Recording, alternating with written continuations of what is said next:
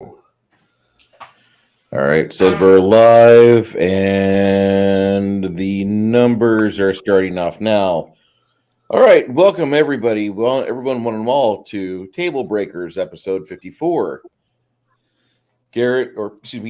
Baron G-Rock may not be joining us this evening. However, he does send everyone his warmest regards while he handles some tech issues at his office.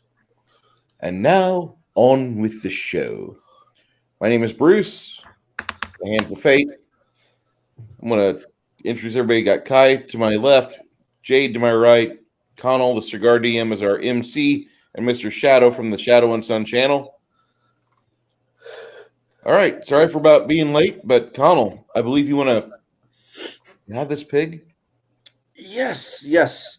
I think that we, as table breakers, should talk about something a little bit more highbrow. The concept of folklore and how we use said folklore in our campaigns, in our stories. It might be these stories from Grimm's brother. Man, I can't talk already. Grimm's Fairy Tales.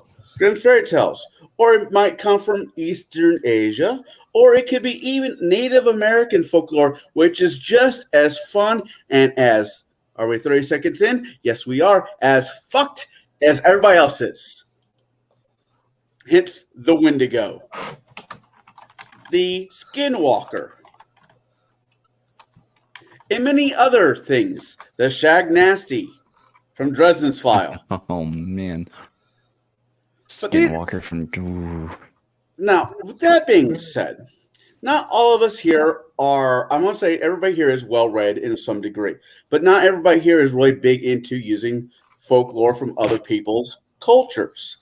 Shadow and Sun has been running his games longer than some of us have been alive, mainly probably this guy.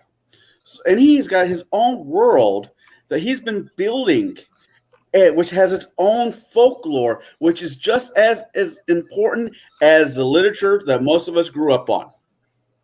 So with that being said, I like to say I hope that this turns into a fun conversation, and this might even turn into a two-nighter, so get your beer ready. Now, Kai, you being the Saint Kai, I would like to start with you. When it comes to folklore and you doing storytelling, is there a particular culture that you get your information from? I know you like the Asian Five Rings, I believe it's called. Legend of the Five Rings. Right. Japan has a magnificent picture of their folklores written down. Do you by chance use them, or do you use other people's folklore when you are DMing? Yes. With all brutal honesty, yes. While I will steal from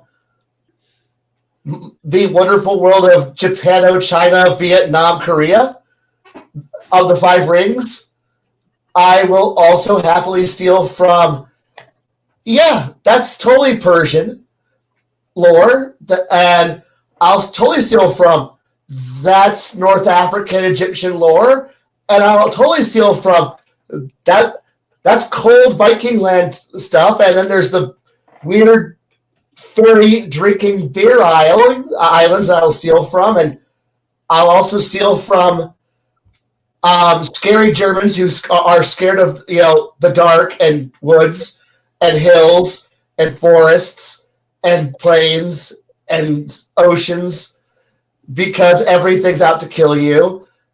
I mean, hell, just steal lore from everything. I mean, plus, honestly, the folklore is pretty much everything's in a monster's manual now. So therefore, if you need to go, I need a folklore. Go open a book, and I guarantee you some lazy writer thought they were fantastic by putting stats in a book and then paying an artist to do some pretty cool artwork or pretty shitty artwork depending on which era you're in. And Yeah, it's just I crib from everything except for North America because I don't care enough about that. So the Americas, all the Americans can just go away. I don't want it. I don't need it. I don't care about it. We're all playing in Eurasia, Africa, and some Polynesian. We don't. I mean, no one's supposed to find that yet. So all of our fantasy is all based around Eurasia, Africa. So fuck it. I don't need North America. Okay. Is there one particular, as you said, you stole from multiple ones? Is there any one particularly you always have at hand? Eurasia, Africa. Okay. Let's be honest. Eurasia, Africa, because you're going to look.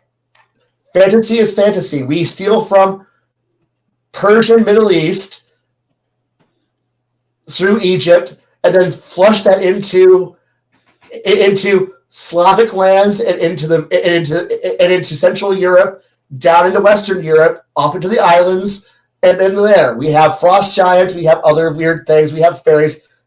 We have enough crap baked into our game that if you are not at least remotely familiar, you fucking aren't trying very hard.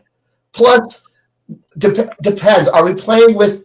Oh God, this is a magical world where we've all had spells and stuff for the last 2,500 years since the last major empire of magical wonders, where everyone's magical and everything's wonderful, and we've been fighting weird Greek gods and other weird shit since time began.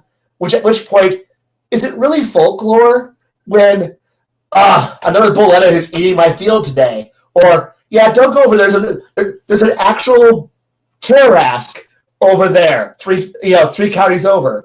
Or there's another basilisk running around. Crap. Is it really folklore then? No, it's every day. It's just lore. Or are you playing we're all dirt farmers in wonderful, boring Europe, and then the Fire Nation arrived, monsters, and at that point, you're like, quick, Brothers Grimm, tell us about what this thing. I have a book about 400 years ago that said a vampire exists. Well, how do we fight vampire? Stick, chop in pieces. I don't know. Figure it out ourselves? Bard, tell us some bullshit story. I heard a story once that says if you do... fuck it, whatever. That's how most folklore seems to be. Anyway, that's my opening. Okay. All right. Fair enough. Bruce? Same question.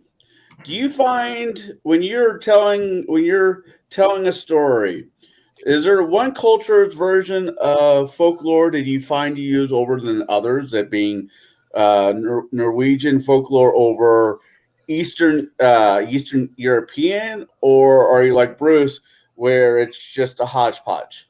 I mean, like Kai, where it's a hodgepodge. I prefer to keep. There's what he said about going from lore to folklore. Like there will be places where you'll hear people talk about how there used to be more dwarves around here. And they're referring to about 150 years ago, there was actually like a clan of dwarves that lived in those hills over there. And they did leave a facility there, a ruined facility, but they left. Their mine, they couldn't find any more of the metal they were looking for. And so they were gone. And so 4 human generations have started and passed. And in the interim, the 5 of us talking together, when we talk about something that's over 100 years ago, we talk about it with a deep reverence, like my great-grandfather used to deal with this whenever he was a child or in his 20s. But when you have an elf in the group, lore doesn't really have the same context, because now we're talking about multiple hundreds of years or thousands of years.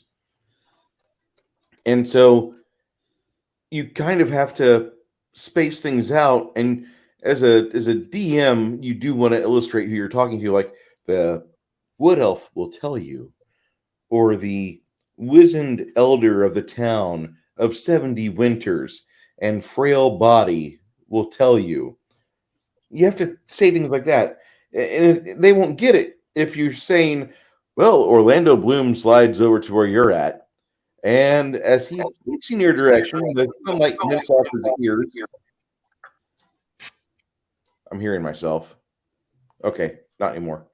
The sunlight glints off his ears, and you realize that this elf is not like a 30-something human. He's maybe 800 years old. So when you're breaking into lore and folklore, like everyday lore versus like something that generations ago had, you want to be speaking from the context of the individual parsing this to your character, and that's something to remember about these games. An elf that's had a few years around the sun can tell you the last time the Tarrasque was out and doing naughty, terrible things. A human trying to relate the same situation will say 300 years ago, and they'll begin like that. So you really want to make sure you parse things properly. Most elves in the gaming group will be about 100 to 140 years old, atypically for most games, because that's where they made young elves or elves that have made the decision to become an adventurer. They've abandoned their society and they're going to hang out with a bunch of short-lived people and do stupid things for the rest of their life, which will be very short compared to the rest of their society. But you want to parse things properly, and when you're talking about sages, when you're talking about people like bards, the lore aspect of it is very important. But if you can put a number on it because there's a timeline in the campaign you run, that would be even more helpful to the party, I think. So I'm not even going into like the various aspects, like the Indian lore versus the Native American lore versus the Intuit lore, or whatnot, the Eskimo lore about the Wendigo. I'm not even trying to get into that. I'm trying to get into just like when you're talking to your players, you want to be able to give them a frame of reference. That way they can somewhat understand the scope of your campaign a little better. And you don't always have to go with the bigger numbers. 4,000 years ago, ... If you can say it about 120, 130 years ago, and give it to them in a believable fashion to where their player characters can take what they're being told as legitimate truth or factual information, that's going to be basically all that's required. And I think once you can establish that, and you can go from like scientific fact to lore to here's some shit I heard about this world the other day, because there's 3 varying levels of information and believability. I think maybe that some people don't use that enough. There used to be when you open up a module, you would see a rumor table. And there would be a large rumor table, and there would be things on there that were notated true, true, true. And there'd be something labeled false, like I'll borrow from Hackmaster 4E, unknown keep on the Borderlands. Melanie, the wife of the steward of the keep, was unhappy. And after she kicked the steward out of the tower to make it her own room, she later fled after having unhappy years with him. And supposedly she's rooming with an ogre not too far from the keep. And it'll say in parentheses, shh, this is false. But if you walk around the keep and you do your due diligence and you do your information gathering, you find out that a lot of the sergeants that have been with Steward Keith will, had this girl since he was out of the academy, and she was always wanting bigger and better. And at first, she was not happy because his first duty station was a dungeon, and she didn't like being in a dungeon full time. She wanted to be somewhere special. But then if you keep reading about this, you can impart it to the players where they talk to various people that have been with them, because a large part of the garrison was people that had been with them for 5 to 10 years. And they could tell you various stories. They all are the same. You spend 6 hours and here's what happened. And you can tell them that she's never been happy. She's always had an errant eye for bigger, buffer sergeants. And she's dallied around with a lot of individuals that are no longer at this command. Well, now you have a piece of the puzzle as to why he's depressed, as to why he's not functioning well. And this might sound like just like some rumor mill, but that's literally all that folklore is. So it's just your way of you being able to relate it properly to your table. Is that okay for you, Connell? Yeah, that works. And I know that ate up some time there, but I think I have to break things down. I have this idea here. Here's point A, here's point B, and I don't need to go Kaiish, but I needed to be able to put all this together to where you would be able to be like, okay, here's how I can impart this to my table after you do about 20 minutes of figuring out how you want to play.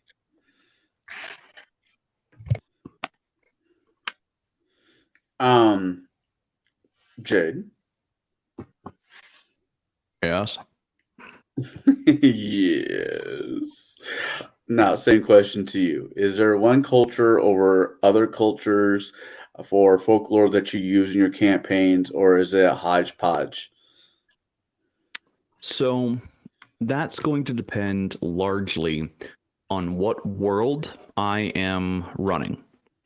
If I'm running out of Pathfinder or Paizo's Galarian's world, or Pathfinder's home world, I'm going to be using the cultures, the myth and legends of Galarian, because that's the world that we're playing, that I'd be running.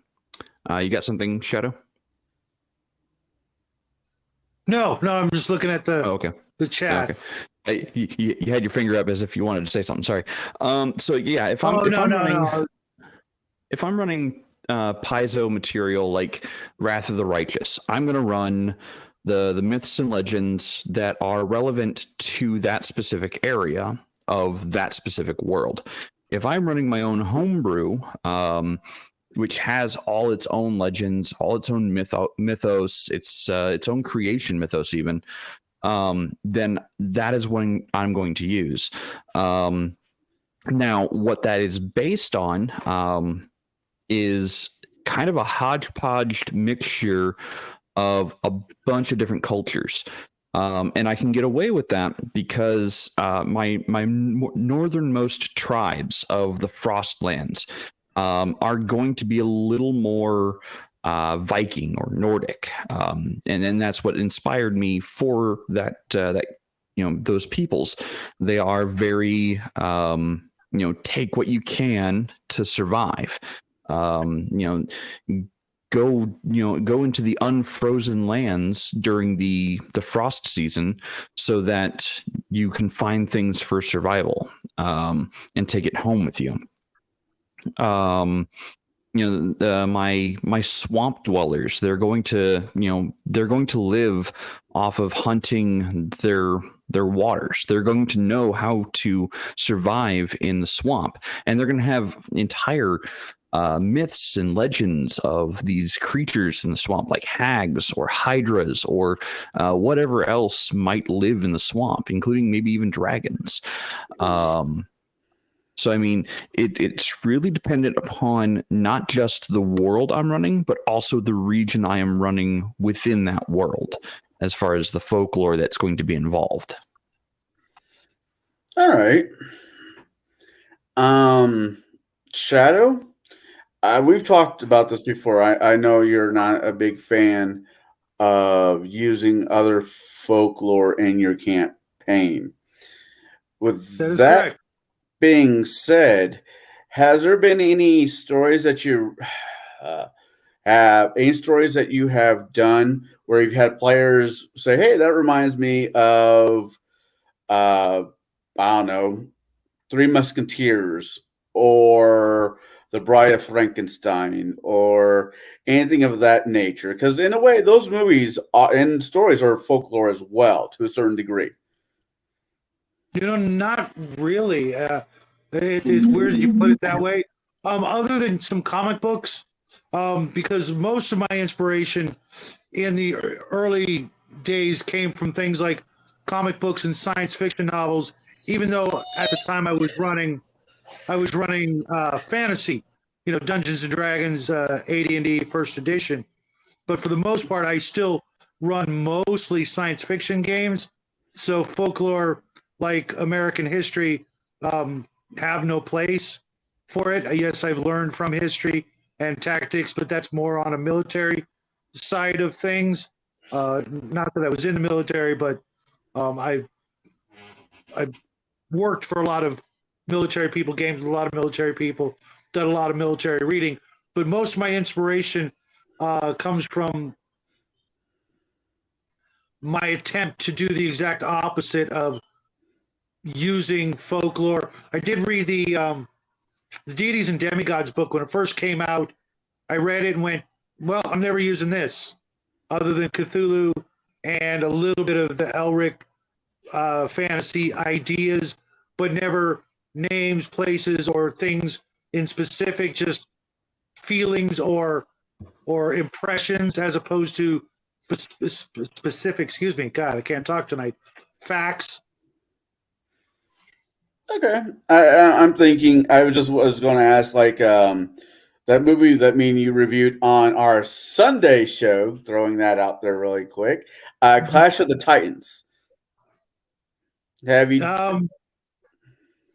No, I was over the whole Greek and Bronze Age, and to me that actually is like I would rather run in any kind of game, but that if my characters run around in sandals right off the bat, I'm not playing.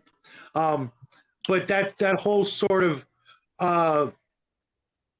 era just never appealed to me. I read Hercules, and all of that stuff back in middle school, and the only thing I ever use is possibly a Medusa or a Hydra, and even then, I use something completely different to justify their existence, as opposed to being cursed by the gods or some sort of fantasy mythological creatures. I've got other ways of getting those kinds of creatures into my game, and they're pretty darn rare. I'll use if I want to turn the players to stone, I'll use a basilisk, and I'm not really sure where that idea ever came from. I'm guessing it was probably more fantasy literature than folklore, but if so, I don't know. And for me, that makes it easier to make up things that I at least believe to be original, as opposed to knowing that I got it from a certain idea. No, that's more than that. Go ahead, yes. Do you remember where it's from? Yeah, so the basilisk actually comes from Indo-European folklore, which is actually based on the dragon. And the dragon is actually based on African lore of a water spirit that would bring rain. It was actually it started out as a serpent, and then eventually gained more and more abilities and more lore associated to it as the story of the snake or serpent of water traveled into the Eurasian area and then further up into Indo-European area.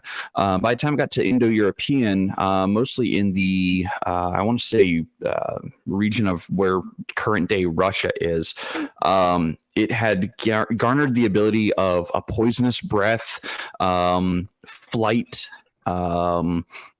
large serpent body and scales.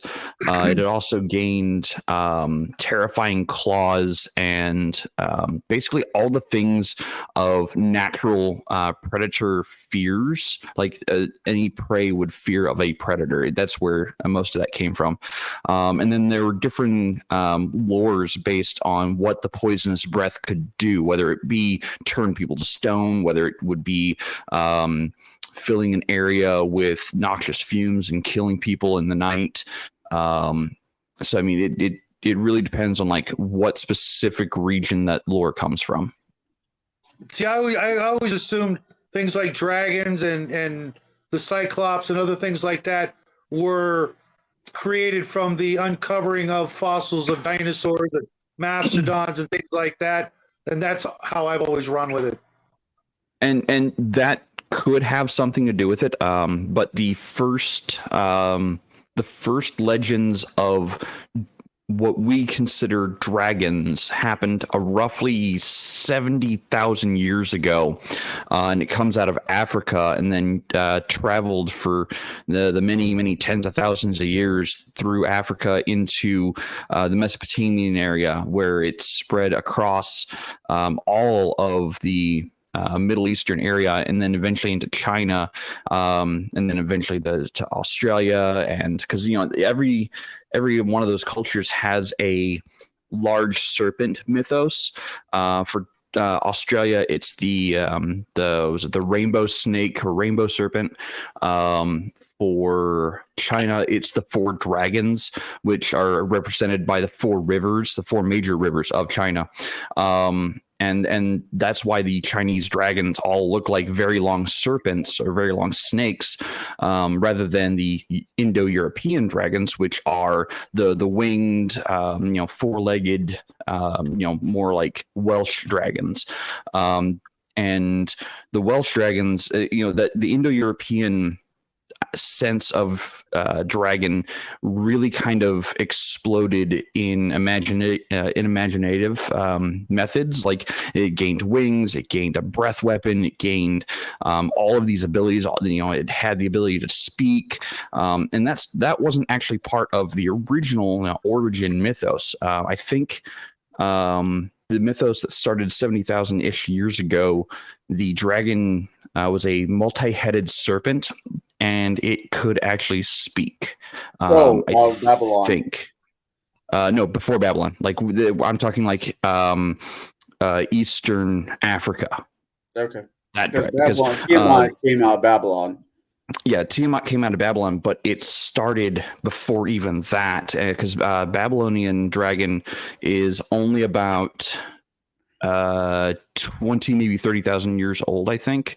I might have some of my dates wrong. Yeah, I think you're adding a couple of, you're adding some zero, not maybe. Well, no, it's more like, isn't it more like 7,000 years? No, it's definitely closer to 70,000. How old do you think the Babylonian area is? Because it's not that old. No, so because Tiamat wasn't just Babylon. Tiamat predated Babylon. Let's see here. Yeah, I'd have to go look at my notes on that again. But there's significant. So the first cave paintings of what what was represented of serpents or multi-headed serpents as dragons. Again, that dates back to Eastern Africa, roughly 70,000 years ago. Okay, you're going cave paintings, not things like Darren Kuyu or Gobekli Tepe or. No, I'm going back to like ancient caveman history. Yeah, caveman history. You're talking about like I can see if you're talking about like Sumerian mythos, because we really don't know when all that ended. We have an idea, but we don't really have an accurate judge. I'm not a person who values carbon dating. Let me just say that real quick. Sure. But Sumeria, there's a big slate of history there, but we don't know when and what got rid of it. But Babylonian mythos or Sumerian mythos is almost a perfect localization for this topic to go to, because there's so much hearsay about it and things that various professors will say, well, this kind of ties back. Ancient alien astronaut scholars will tell you, Shoot me now. I'm just Hey, now. saying that, like, that is a perfect place for this topic to go. No, that's fair. You guys wonder why I watch that show. Folklore is not the exact study of science, but it's more or less putting together a set of breadcrumbs and trying to find a piece of bread. You don't know how it fits together, but we think this is it. That's fair. Ancient scholars. Now, I want to welcome I want to welcome Baron here because he's able to join us. Apparently, he kicked out all the gremlins out of his computer that he brought back from Japan because they're a pain in the ass. Sure. Hello, Flady. How are you doing today? He says, I always thought it'd be cool to use the American frontiersman folklore and riffs like Paul Bunyan and John Henry, though I've never done it. There's actually a White Wolf game called Scion where you can actually use those as being a scion or a demigod of the American gods, as in like Paul Bunyan, John Henry. Oh, they actually have that full, Pecos Bill, all that mythos, and yeah, it's actually really cool to see. They've got they've got Sumerian, they've got all kinds of different ones that you can go under. So if you're looking for a little something like that is definitely a way to do so. Now, since you're able to show up, which I'm very grateful here that you're able to join us tonight, I'm going to ask you the question because I think Shell pretty much covered his answer. Oh, yeah. When you're running a campaign, is there a particular culture that you draw your story from, or do you hodgepodge it and throw all in the pot and see what works? I like to take a combination, and this is going to make some people on this panel wince a little bit and give me dirty looks. I like to do a little bit of a mixture of the Tuatha De Danann, which is the Irish folklore and gods. Also, I like to throw in a little bit of the Seelie and Unseelie courts.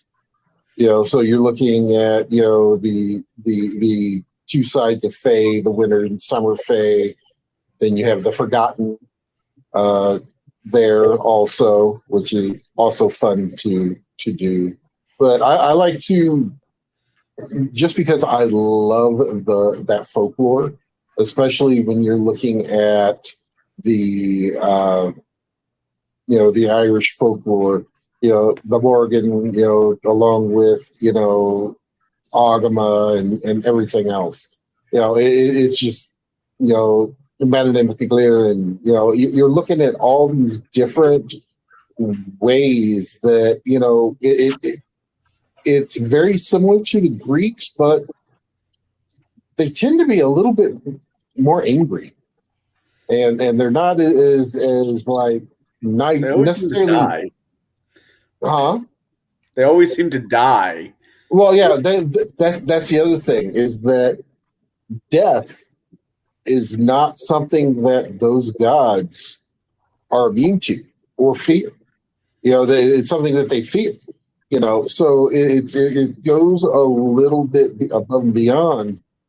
So if you have that campaign where they want to go slay a god, that is definitely a way you could actually get away with it with some known folklore. It's true. It's very true. I was just thinking there's a certain day that just passed a couple weeks ago. If you're going to kill a god, that's the day that you do it on. Yeah. Yeah. So, but yeah, but bringing that in, especially into your story, and doing the research, going deeper into it, it gets very interesting, especially when you start looking at the face side, because there's so many different things out there. I mean, you've got the Shakespearean, you've got Dresden. There's another book series called Bubba the Monster Hunter, which they touch in on that actually pretty heavily. You even have some of the post-apocalyptic type things where rifts open up to different worlds, and they come out and they start stealing children and leaving changelings. And it's those types of stories. You can kind of pull them even out of even modern literature, or you can go back to the classics and pull that. And the thing is that especially when you're looking at the Fae, the way I kind of look at it is kind of how I look at it when I do like my World of Warcraft campaign. Whether you're Alliance or Horde, it doesn't matter. But the thing is that each side has got what they think are lawful good characters. They all have lawful evil characters. Either way that you look at it. And not necessarily all of the bad guys are orcs, or not all, always the bad guys are humans, or the trolls, or but I will say that the Forsaken or the Undead are always bad guys. Always. Because but but in looking at it, and if you look at the way with Fairy, it's the same way. They were once, if you think about it, were all once ruled by duality. Summer and winter sat next to each other and ruled all of them until the schism. Which there are different books out there that go into that, what happened, why they're angry, things like that. But the thing is that you can go and pull those little bits that you like, and you can actually write your own story of the Fae, or with the Tuatha. You can weave it how you would think that it would play out in modern times, or in a D&D campaign. If you're playing a like a Rift campaign, it could be 2488, and the gods have all come back for whatever reason, and now you get to play with the pawns on the table and go from there. So it's but the big thing is that it's looking at the lore and how you want to present that lore in your exactly, and change if take what you want and ignore or change what you don't. Exactly. So I mean, it's kind of like the whole thing that in the older stories, like when I was growing up, Zeus was this great and powerful thing. Now he's the Captain Kirk of the Roman of Rome and Rome and Greece, because Zeus would do it, Zeus would hit it. It's basically one of those types of things. So, and if you look at the stories, how it all takes on how we perceive those stories also, and how we are able to present them to the players. All right. I always wonder if that might have been a thing too. Rick sitting at a bar, some woman walked past. One guy looks at it like, eh. The other guy says, well, this would hit it. Gives whole meaning to a wingman when he turns himself into a swan. And anyways, And who's ever pissing off Mab in the Illinois era, knock your shit off. What, you don't like the cold weather, do you? Oh, I'm a tropical people. Yeah, the snow's been kind of nice, though. It hasn't really been sticking too hard. So, All right, on to the next question. After 40 minutes. All right, starting with, I'll start with Jade. Let's keep things interesting. Okay. Is there one or more creatures that are based off folklore that you use in your games, such as vampires, witches, goblins, trolls, giants?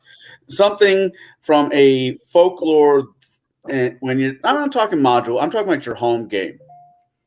Okay. Is there like one set of creatures out there that come from a folklore that has everything you want for different stories? So again, it's mostly region dependent. Because I do have lycanthropes. They play actually a really huge part in the game world.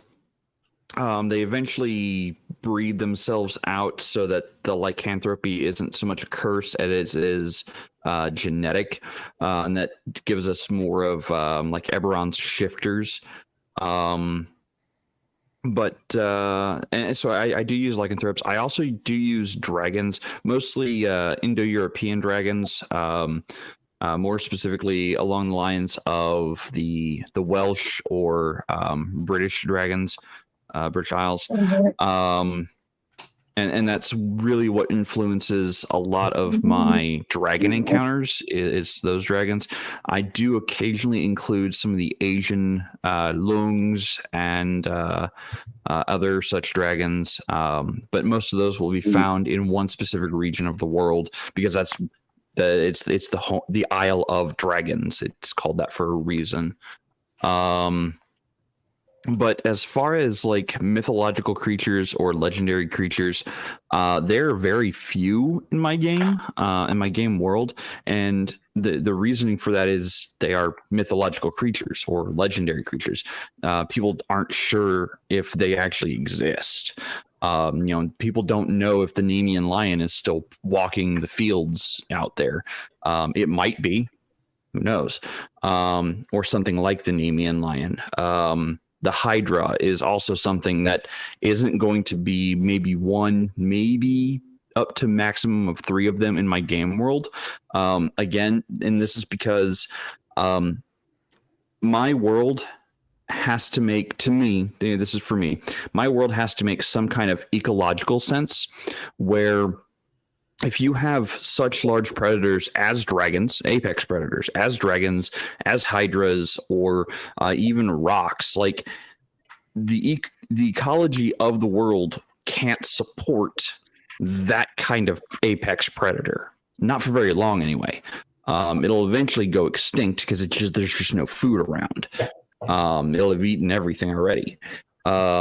So I kind of take that into account as well for my fauna of, okay, so I've got all of these, I've got this region and I've got these monsters in it or these, beings.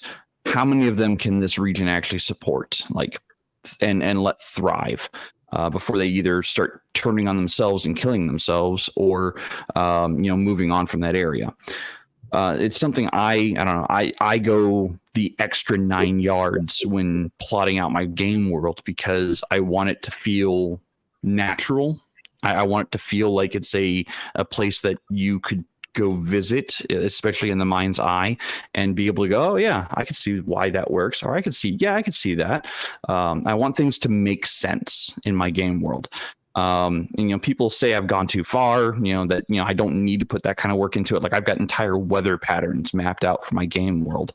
And that's how far I go with it.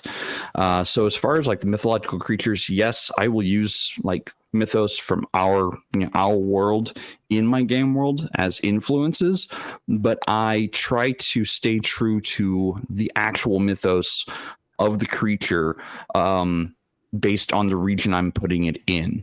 Like the lycanthropes are mostly in forested areas. The dragons, again, they're on their own island.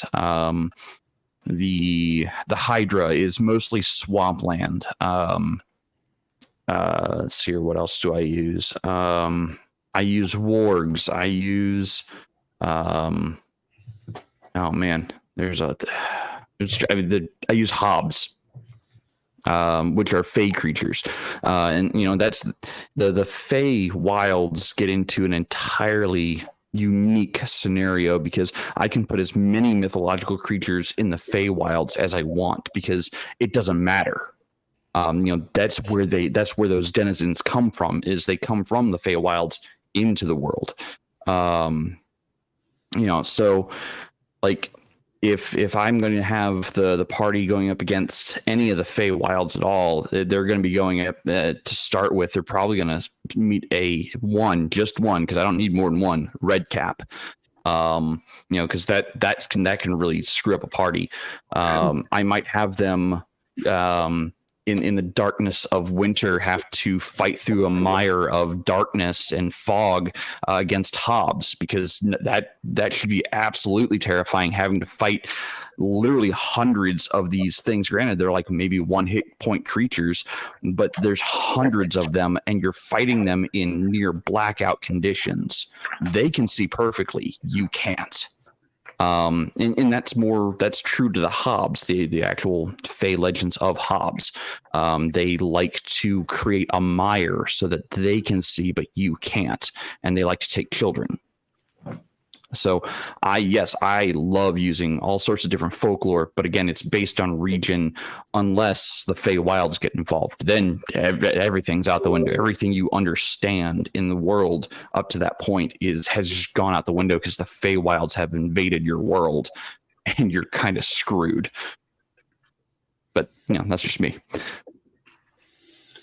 All right, Shadow, I'm going to change this question a little bit around for you because of previous conversations.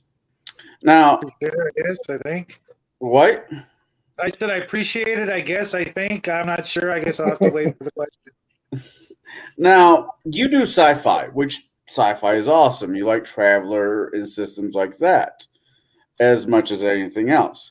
Now, when you're coming up with a Traveler game, do you harken back to when you're a kid during the 60s and Kurt was on TV? Now, Kurt. Oh, Kirk. Captain Kirk. Captain Kirk. I was born in 67. So Hey, I didn't see 60s. Kirk until the 70s, until 10 years later. I don't do a lot of Star Trek type sci-fi. My sci-fi is more like Dragon Star. I'm sure Jade knows what I'm talking about. It's more Marvel Comics in space. I have magic. I have psionics, superpowers, high tech. It's all out there, and on any given world, you might find any one or all of those things all hanging out together. So, like, no stormtroopers? Oh yeah, there's definitely there is multiple empires, and every empire or federation or whatever have their armed and armored troopers. So there's definitely going to be some form of stormtrooper. They may be entirely mechanical. They may be some form of alien. What? Clones? Cloning is actually a really big thing in a couple of the empires. Because you can get an army like that. Yeah, pretty much. Now, with that being said and going that route, is there any particular sci-fi or Marvel comic book villains that you've modeled a big bad after? Not like copy, like a stuck in a printer, this is what he is, right. But right. like 25% different and it's mine. Right. I'm the Juggernaut, bitch. Maybe some things like I can't even remember, but Marvel had a lot of like cosmic entities that like the Collector and the people beyond that, the Beyonder. I have gods that rule over multiple star systems or sectors or even entire galaxies. So there are things like that. Usually what happens is my players try to every once in a while copy a Marvel character for their character. I've had that happen with one player that was always his gig. But the villains, I tend to come up with their position, whatever their position is. Like if they're the governor of a world or the emperor of an empire, I'll model them after. I'll start with their profession, come up with an actor that I want to play them. Like Sean Connery was the evil emperor of one of the empires, and no, I couldn't do his voice, but when I described him, I just said, imagine Sean Connery comes walking down the stairs dressed like, and go from there. And then that way, red bandana hammock. No. But you see, my point is they would do all the work for me. They're picturing the actor. Gene Hackman was another favorite of mine, but imagine him, Gene Hackman, in a stormtrooper outfit and a cape, helmets off, etc. And then they do the work for me in their heads, and I don't have to, try to do the voices because that was just never my thing. That's fair. But then I'll give them multiple professions or character classes or what have you, so that the players never know what's going on. Okay, 1 minute he's casting a spell, then he's using psionics, and then he pulls out a sword. And just mix it all up so that they have no idea, they can't, pin down, okay, he's always going to be, the magic using version of Dr. Doom, because Dr. Doom used to actually be the second most powerful sorcerer until the Satanic Panic, and then suddenly he forgot how to use magic, which was just retarded. Sorry, but that's what made Dr. Doom badass. He was Iron Man and Doctor Strange rolled up into one evil dictator. That's what made him scary. It came back. Really? Okay, that must have been, in the last 20 or so years that I stopped collecting comic books. But back in the day, that was, what made him scary. He was an amalgamation of literally Doctor Strange and Iron Man, or maybe Reed Richards, but you put two nastinesses together like that, and you've got something that could take on the Fantastic Four or the Avengers or the X-Men all by his lonesome. And I would make up monsters or characters or NPCs or what have you to go against the party that were that kind of a level.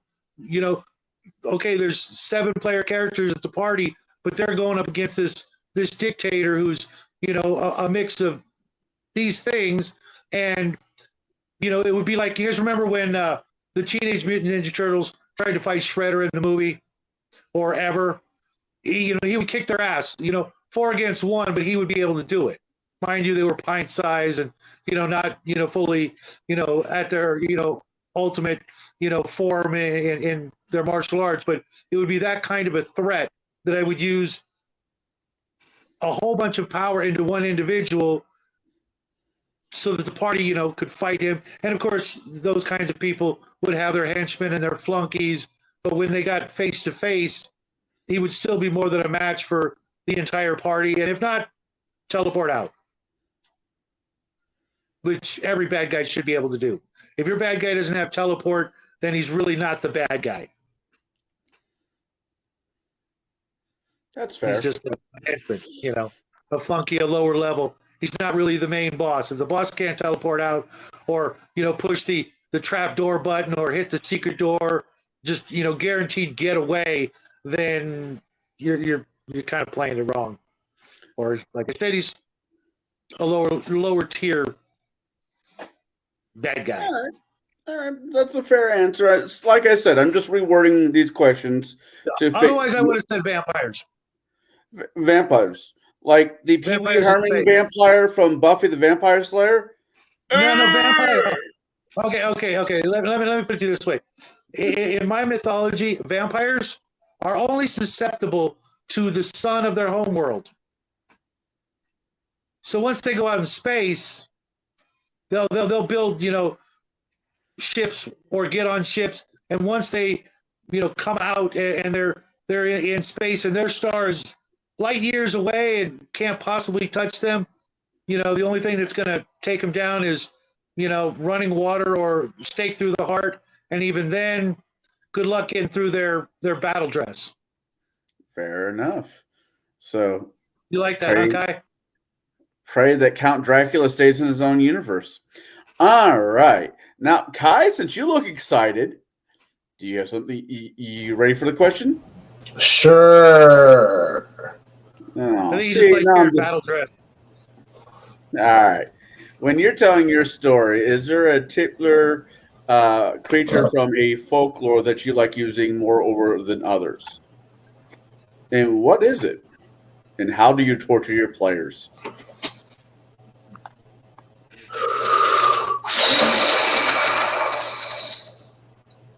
I don't really have a particular folklore monster I really use because, I might use a modification of a god's origin story, but beyond that, not really. Because, how far do you really... honestly, I don't really steal a lot from our traditional folklore because most players know it. And you can wiki it really easy. I've discovered that players can reverse engineer most shit really fast. And if I can figure it out, they can Google it just as quickly as I could. Because they realize that that's how I do my research. They can do it too. And suddenly you get to go, I need to be smarter than them or more creative than them. So that way they can't just simply go, dear Google, what is the blah? And I'm like, yeah, okay, can't really go steal.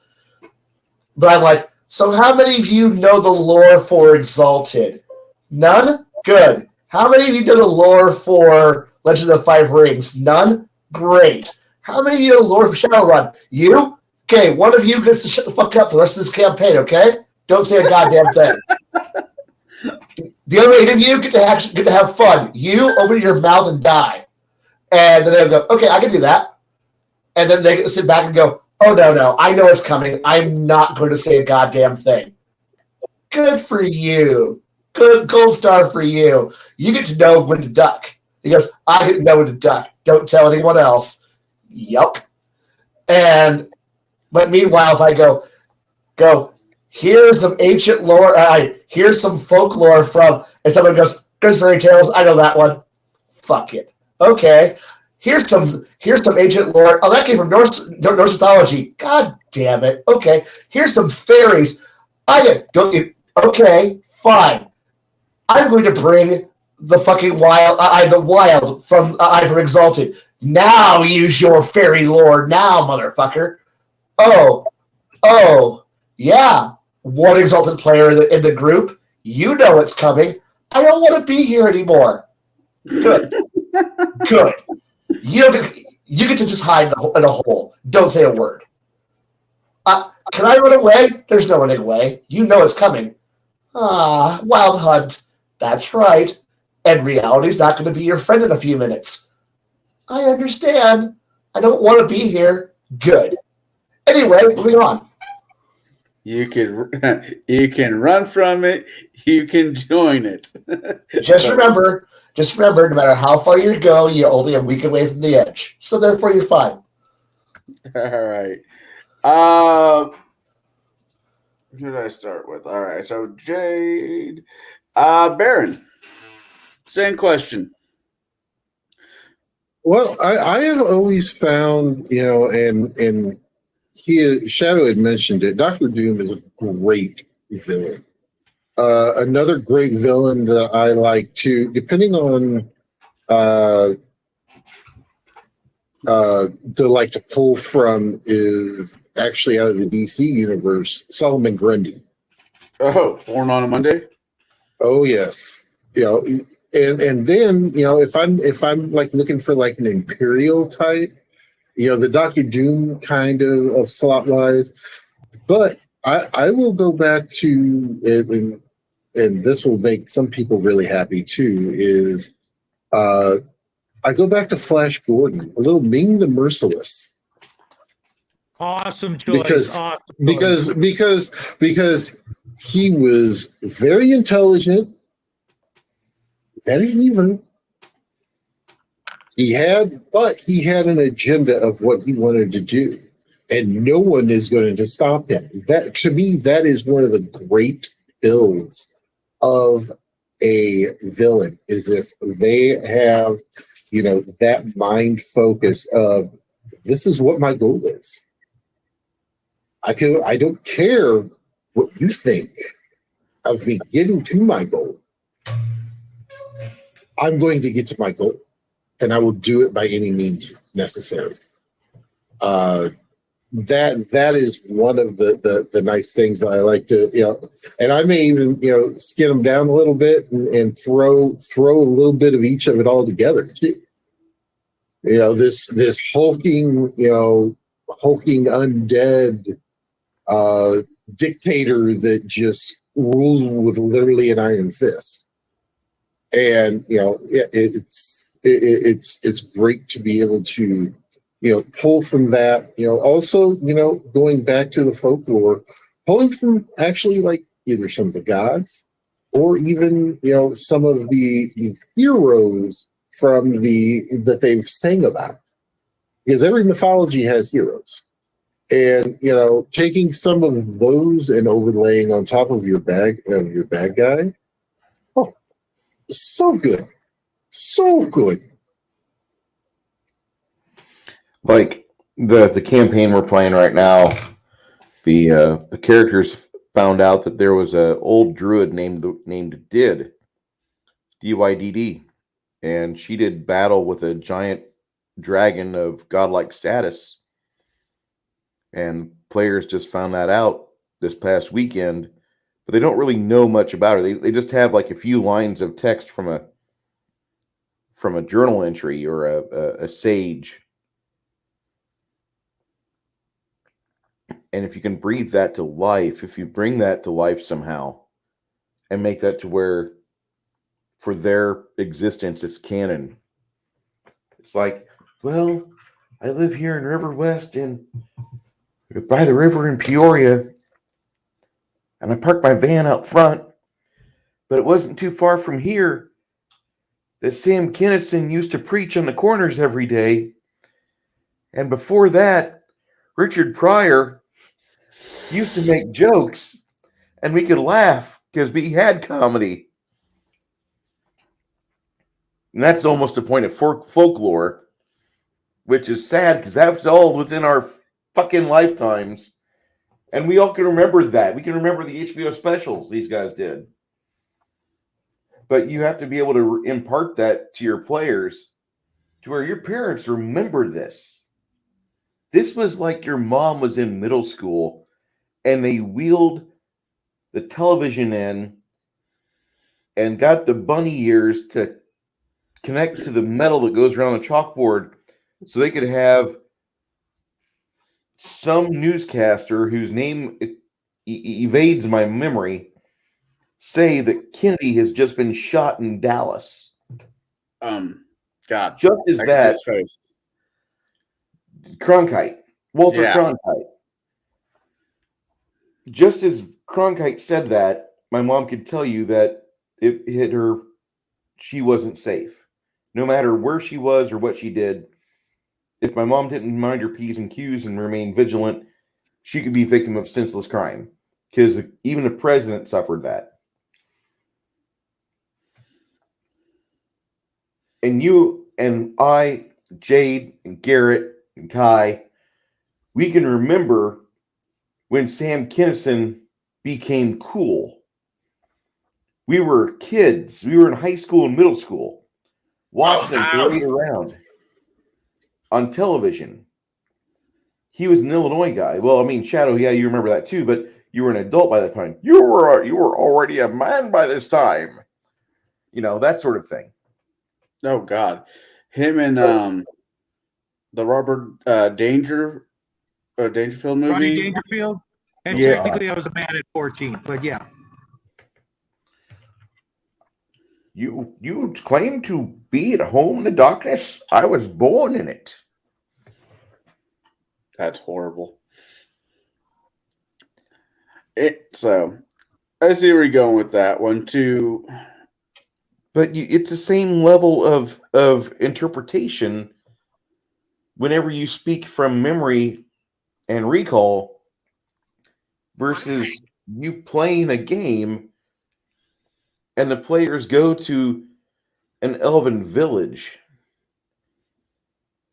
and you're talking to a guy that's lived for 1200 years and he only looks like he's about maybe 70 winters old, and he tells you something of a monumental nature like it was beyond that mountain range, deep in a valley, 3 nights hike to the east, and that was where we last saw the Tarrasque.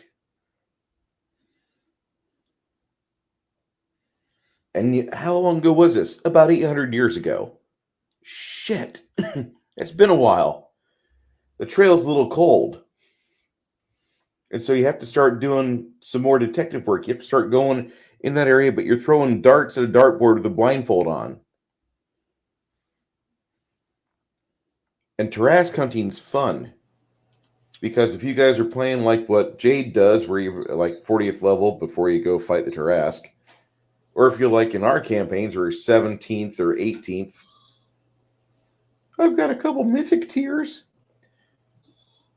Fuck mythic. One of those two, it gets you to the same thing. It gets you to the penultimate fight.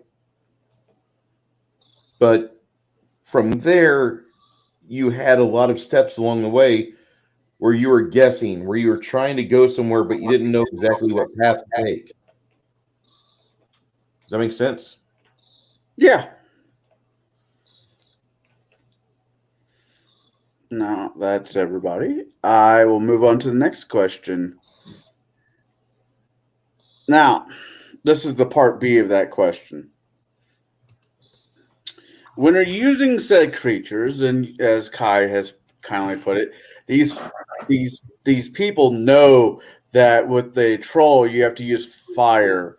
When you're using, so forth and so on, and they know it because that's how folklore works. We grew up with these stories. Do you change it on them? And instead of fire, it goes to acid. Or if you're a big fan of Ernest Scared Stupid, it goes to milk. Now, do you take some of these classic folklore monsters and change the weaknesses? Nothing ridiculous, but just enough that the players are not going to be able to outsmart the DM because they know what they think they're smarter than you. I'll start with you, Kai. Do I change them? Yes. Yeah. Yeah, I do. Only because of the fact that you cheat. The world's a little different. Sorry. Yeah, I don't change it too much because, yeah, if it's a common sense one where it's like, yeah, you need Jade. You need to fight. You need Jade so you can fight Shadowlands Onis. I'm not changing that because that's kind of an important trait. Do you need a certain element to be able to fight a certain monster? Yeah, but and silver, does it kill lycanthropes? Yeah, but I also will change it. Are all trolls retards? No. Is every dragon this certain way? No. I mean, you just gotta change it up so that way it fits the change, and then you're consistent with that change from that point forward. Yeah, trolls might be a bit more interesting than I'm boring and I literally read The Hobbit, so therefore my trolls are all this way. No, no. Sorry. I'm sorry. You got to do some work. That's all. Okay. What about you, Jade?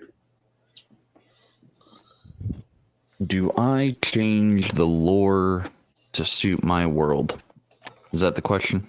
Do you change if you have, let's say, the party that you had for Wrath of the Righteous, where most of us are, been playing this game for a while, and you decide to run monsters that we all know, like the troll.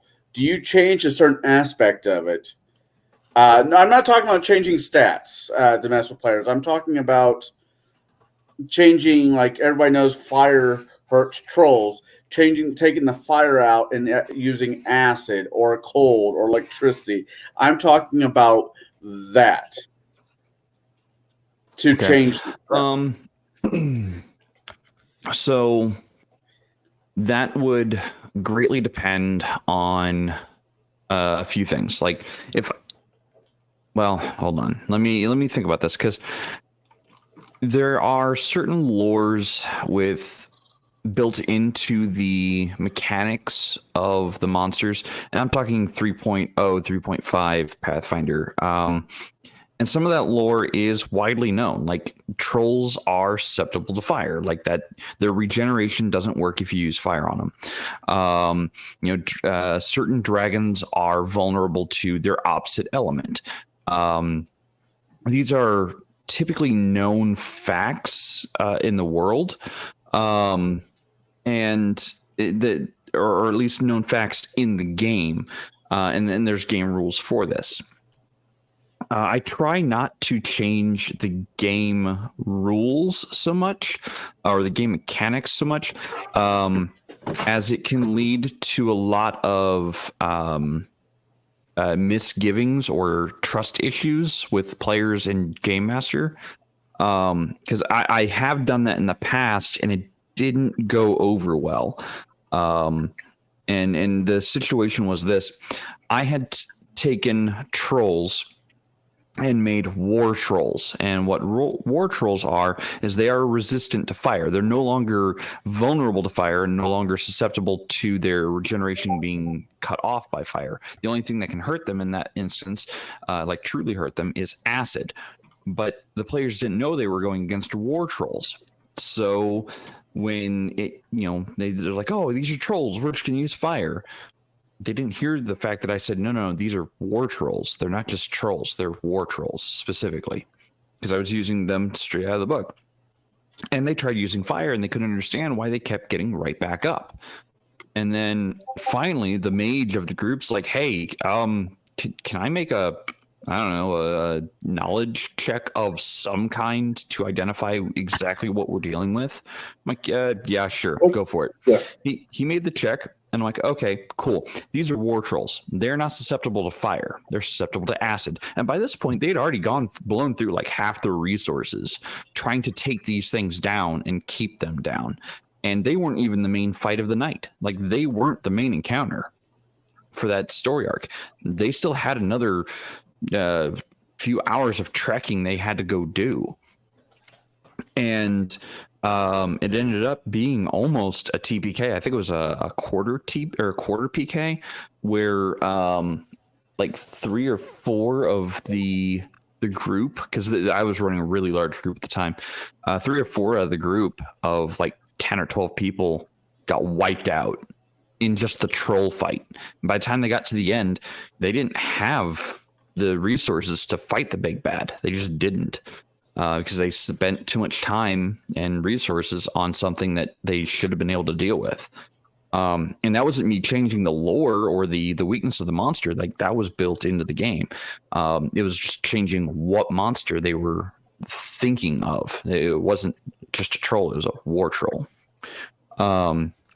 So I don't like to change, if I'm running a specific system, I don't like to change the weaknesses of the monsters, because there is lore already built into those monsters. There's already certain knowledges that players just inherently know from playing the game so much. Then that's kind of a folklore in and of itself.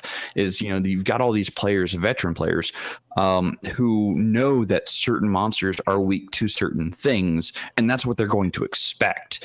And if you go, no, it's actually not that way, then the players might get a little upset by that and be like, well, it's always been this way. Why are you changing this suddenly?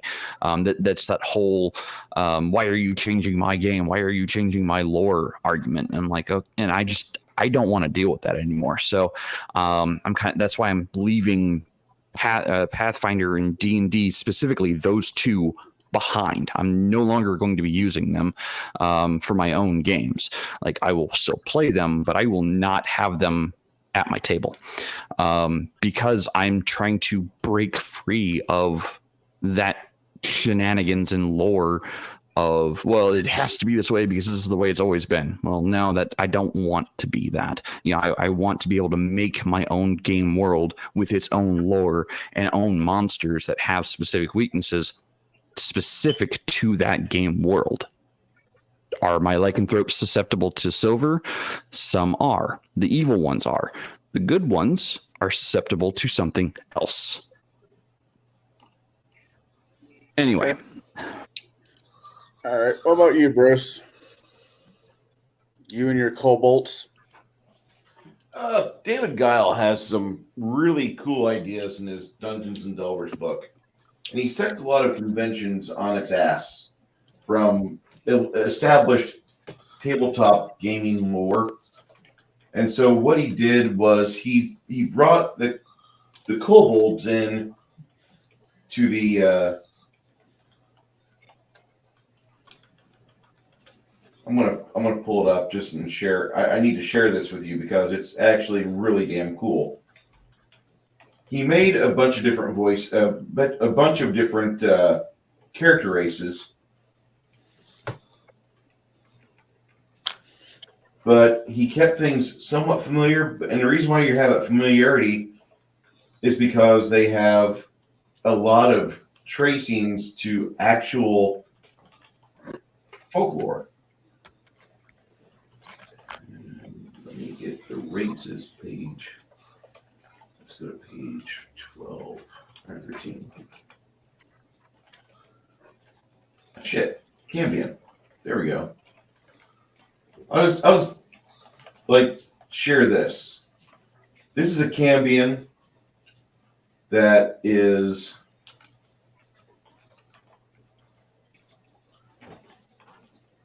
in the Guileverse, as I call it, but they're the offsprings of demons and humans, or descendants thereof.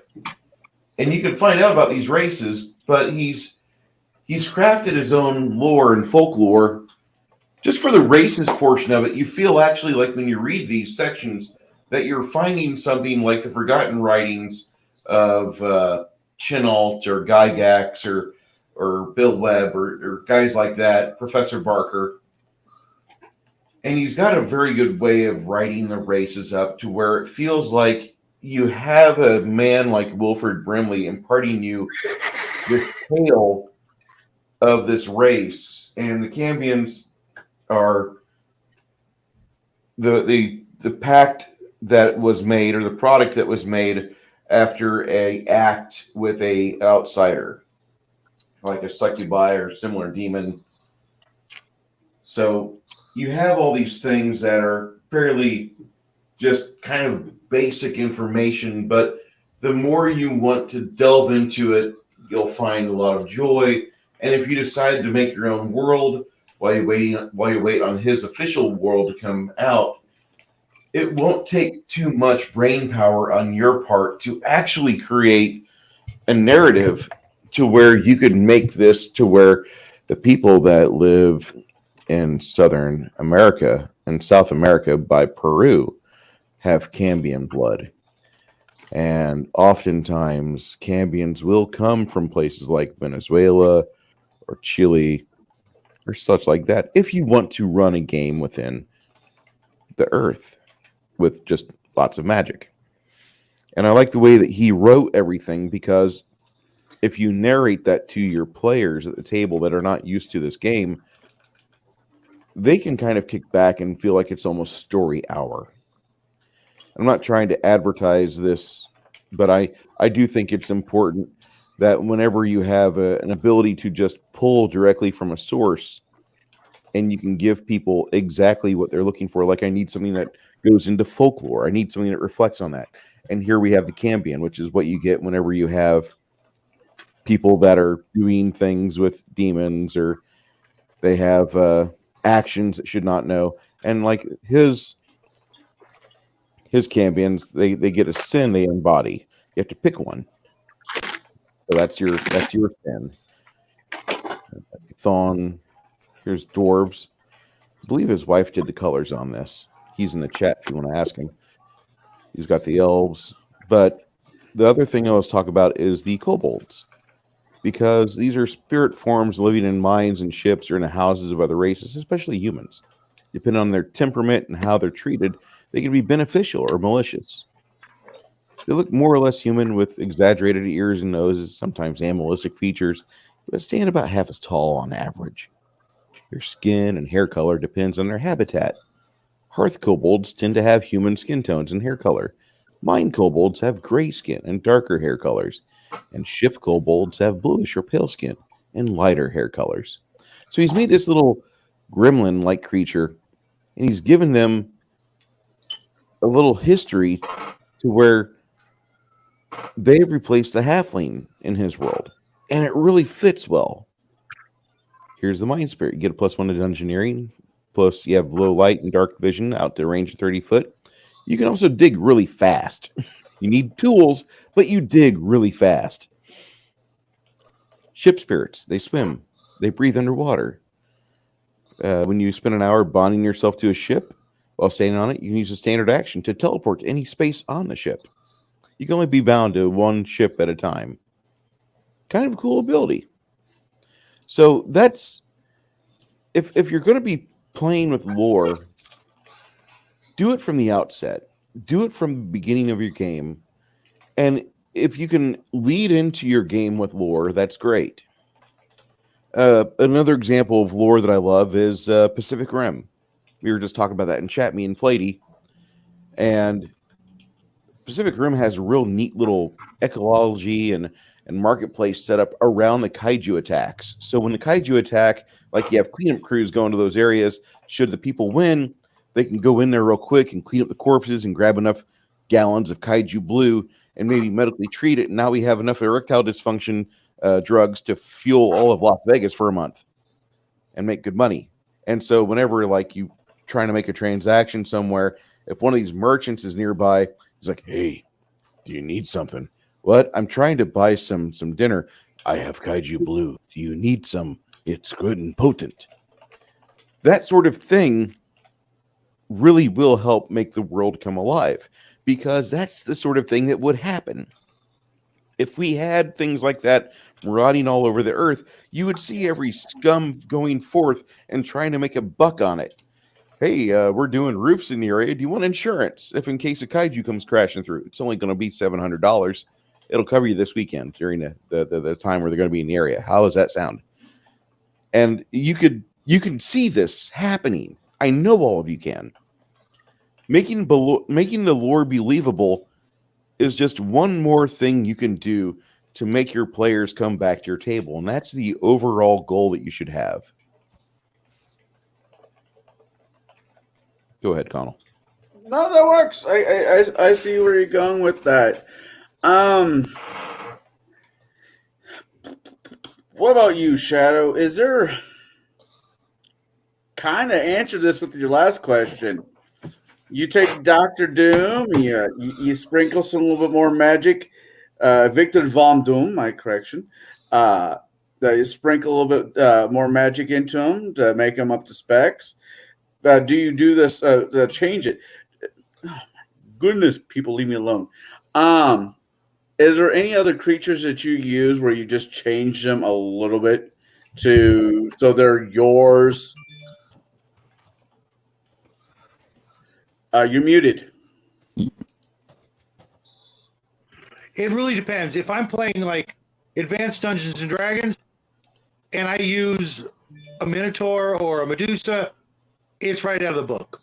When I'm playing with older guys and playing an older game, they expect and don't really, like Jade said, handle these drastic changes. It's easier for me to slap on a new skin suit of an old monster, give it a new name, make up my own creature that does exactly what I want it to do and look exactly the way I want it to look.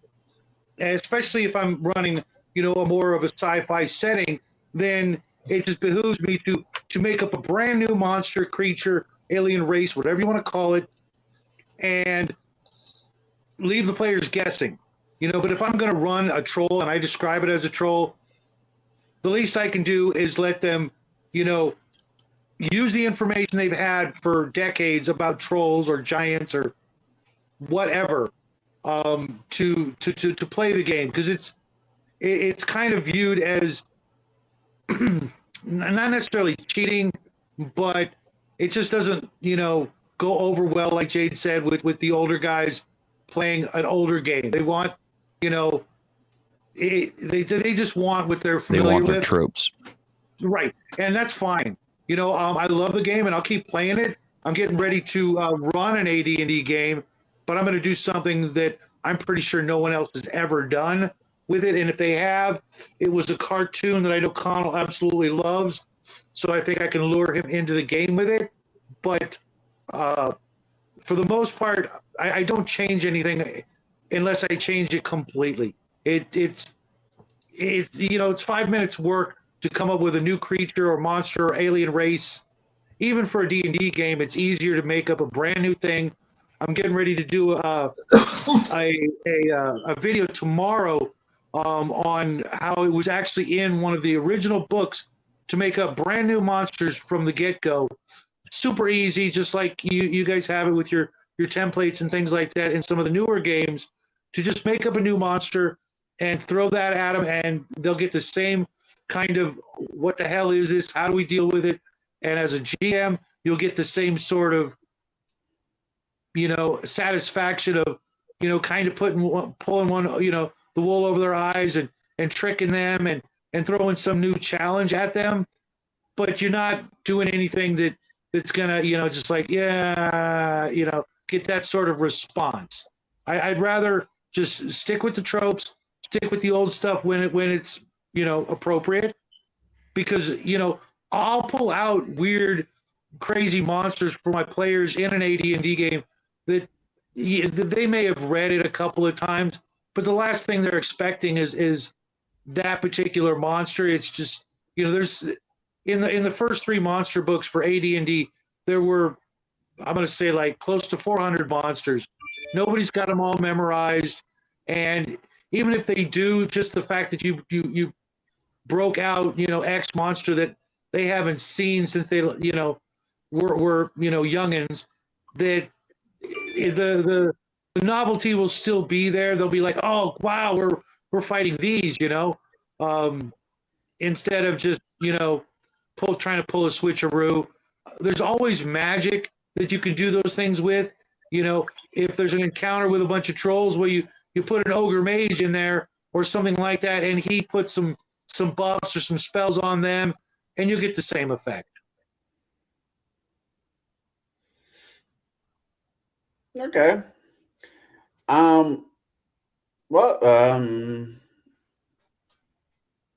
Lost my train of thought. Oh, there it is. Because right past me. What about you, Baron? I mean, usually no, because when I'm using the monsters, it's kind of like you said. People want those tropes, so I will throw the tropes in. Now, will the monsters act exactly the way that they expect them to? Not always, because it's all going to depend on where I'm at. If I'm running start pulling in the Fae and they happen to be in the Winter Court, there's going to be some things out there that just because they're flitting around in the court, they could try to kill them. But for the most part, if the Queen's already put her stamp on it, they ain't going to be messed with, because that if they go after someone who the Queen sees as favorable, if they're found out, they're going to be seen as unfavorable. So, and it's a lot of times when you're doing like the Fae type things, you are a lot of that is perceptions of how they look, how they act. Are they going to try to undermine you? More than likely. Are they going to kill you outright? Probably not. Just because they don't want to get their hands smacked and their family's hands smacked, or wind up dead as the main course in a feast in the castle. That's just not how that game is played. So, I mean, there's a lot of different things to look at when you're doing that. You don't necessarily have to fully change a monster or anything like that. You can just have it act in a completely different way that is completely not expected. That's fair. That's fair. Yes. So, thinking about your question, there is one monster of which I will always change from what is written in D&D mythos and lore and in the books. There's one monster type. The drow. Dragon? Drow. So for dragons, I use Iron Kingdom's dragons because Iron Kingdom dragons are far more terrifying. But no, I changed the drow. And this is why I changed the drow.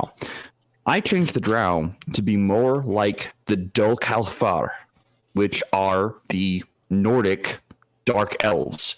The elves that are dark because their hearts are filled with hatred, rage, and bitterness. That is the drow to me. They are the Dol-Kalfar. And I changed them to that so that, because that's the origin of the drow is the Dol-Kalfar. So I will use them instead of using drow. Yes, they are, enclaves of evil, enclaves of hatred-filled elves.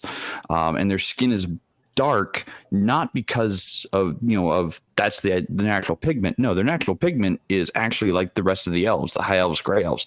Their pigment turns dark because of the hatred in their hearts. They are blackened with rage and blackened with hatred. That is how I changed the drow in my game world, because that is what a Dol-Kalfar is versus a Svartalf or an Alfar. Because I look to, again, Nordic mythos when I'm looking at elves. All right. Actually, was it Pathfinder?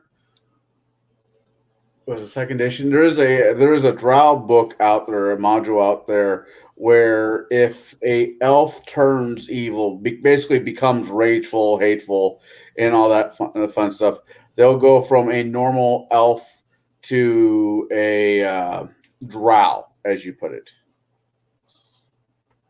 Yeah, a Dol-Kalfar. I've got such a different take on elves and drows, so I base mine in, as I said, Nordic mythos. I actually went the other direction, which was trying to answer why the hell there's about 4,500 flavors of drow, of elf, while everybody else has like 2, 3, but yet elves are every flavor under the sun, including the sky and under the waves, in the earth, in the trees, in the jungles. And there's an elf for everything. They're an invasive species that just over adapts to everything. That's really what they are. So they're pigs? No, they're actually the interdimensional forerunners for an elder race that's going to invade the world, and they're the first scouts. You send them first, and then they just populate the entire planet, adapting to the environments, and that's why you have an elf. That's why you have sun elves, high elves, gray elves, sea elves, tree elves, jungle elves, underground elves, dark elves, rock elves, Drow, which are just darker, eviler elves. You have elf flavored elves, elder elves that are just taller, better elves. You have elf that does this. Elves, every civilization is an elf for it. Meanwhile, human is human, dwarf is dwarf, and deep dwarf. And everybody else has 1, 2 flavors, yet they have to be some kind of horrible proto-species that infects the entire world. And there's like a prettier version of the Tyranid. Pretty much that, and each world has just been forgotten because the ancient race of invaders that created them forgot this world. And meanwhile, the elves are like, we've been here too long. Shit, we gotta live here. No, and they hide the fact that they're all actually secretly preparing the entire world for an invasion. It's great. They're great. They're scrolls from Marvel. Yeah, pretty much.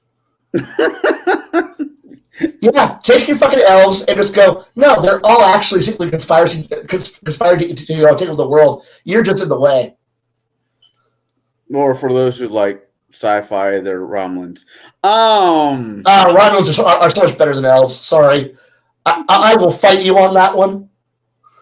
You could have that fight because I will leave it alone. Because I got you, Kai. Yeah. Yeah. Unless you're playing Starfleet battles, they're a bunch of cheating bastards next with right up there with the feds. Anyway, I will. As a Romulan player, go fuck yourself. I will win, even with old first gen ships. Fuck off. Yeah, they cheat. Plasmas that chase you around the entire. Plasma R says go fuck yourself. That's what it means. Yeah, fuck. Anyways, back to topic. Folklore and its account, whatever I could think of to ask Shadow questions. All right. Now, I don't think this will be the last question tonight, and I believe this is going to be a 2-parter, from my understanding. So I'll bring up the shiny things from Folklore next week. You know, the swords, the crowns, the shiny bits, because that's fun to talk about. Now, the last question for tonight. We all know, well, some of us have books out there we like King Arthur, for example, or movies or comic books, or like Shadow, they've been told so many times. It's kind of like a folklore, like Excalibur. I like to think The Hobbit and the Lord of the Rings series is kind of folklore-ish. It's been our folklore. What? It's our folklore. Yeah, it's our folklore. Yeah, modern folklore. Okay. With that being said, when you're have the spark of, hey, I want to build a campaign for me and my friends, but I kind of don't know where I want to go with it. Do you use any of these folklores that we talked about, Lord of the Rings to being King Arthur to Nim and the Curse Ring, as background ideas, not that world, but similar enough in the storyline where you can start building your own. I'll start with you, Baron. Actually, because the person who runs our Exalted campaign, he keeps it all in the same world. And when things happen, they transcend game to game. So you will hear about Not Bill, because Not Bill will go and steal the pants off of guards when they're not looking. And all the guards fear this. And the reason they know it's not Bill is because there was a squee next to them. And they said, "Who did this?" And they went, "Not Bill." And ran away. You also had the squee. The squee actually was something so the DM could get something from one place to another without having to drag the party back, because, as DMs, sometimes we forget to actually give all the information because we're thinking 2, 3, 4 steps ahead. Well, this is the easiest way to do that. So there's a character out of Magic the Gathering called a squee, and when you say their name, they appear out of nowhere. And when you ask them their number, the higher the number they are, the dumber they are. In fact, they have been used to try to, gum up traps. Summoning, saying squee, 5,000, 6,000 times and sending them all in to a blade trap to try to clog it up so it stops, so they can get into a building. This is things that can happen. Or they're in a submarine and you hear squee, and you hear boom, as they hit the side of the submarine. Or the one squee that woke up someone who had pretty good amounts of dots and strength and hit the squee. The squee now flies in the air, bouncing off the edges of the world.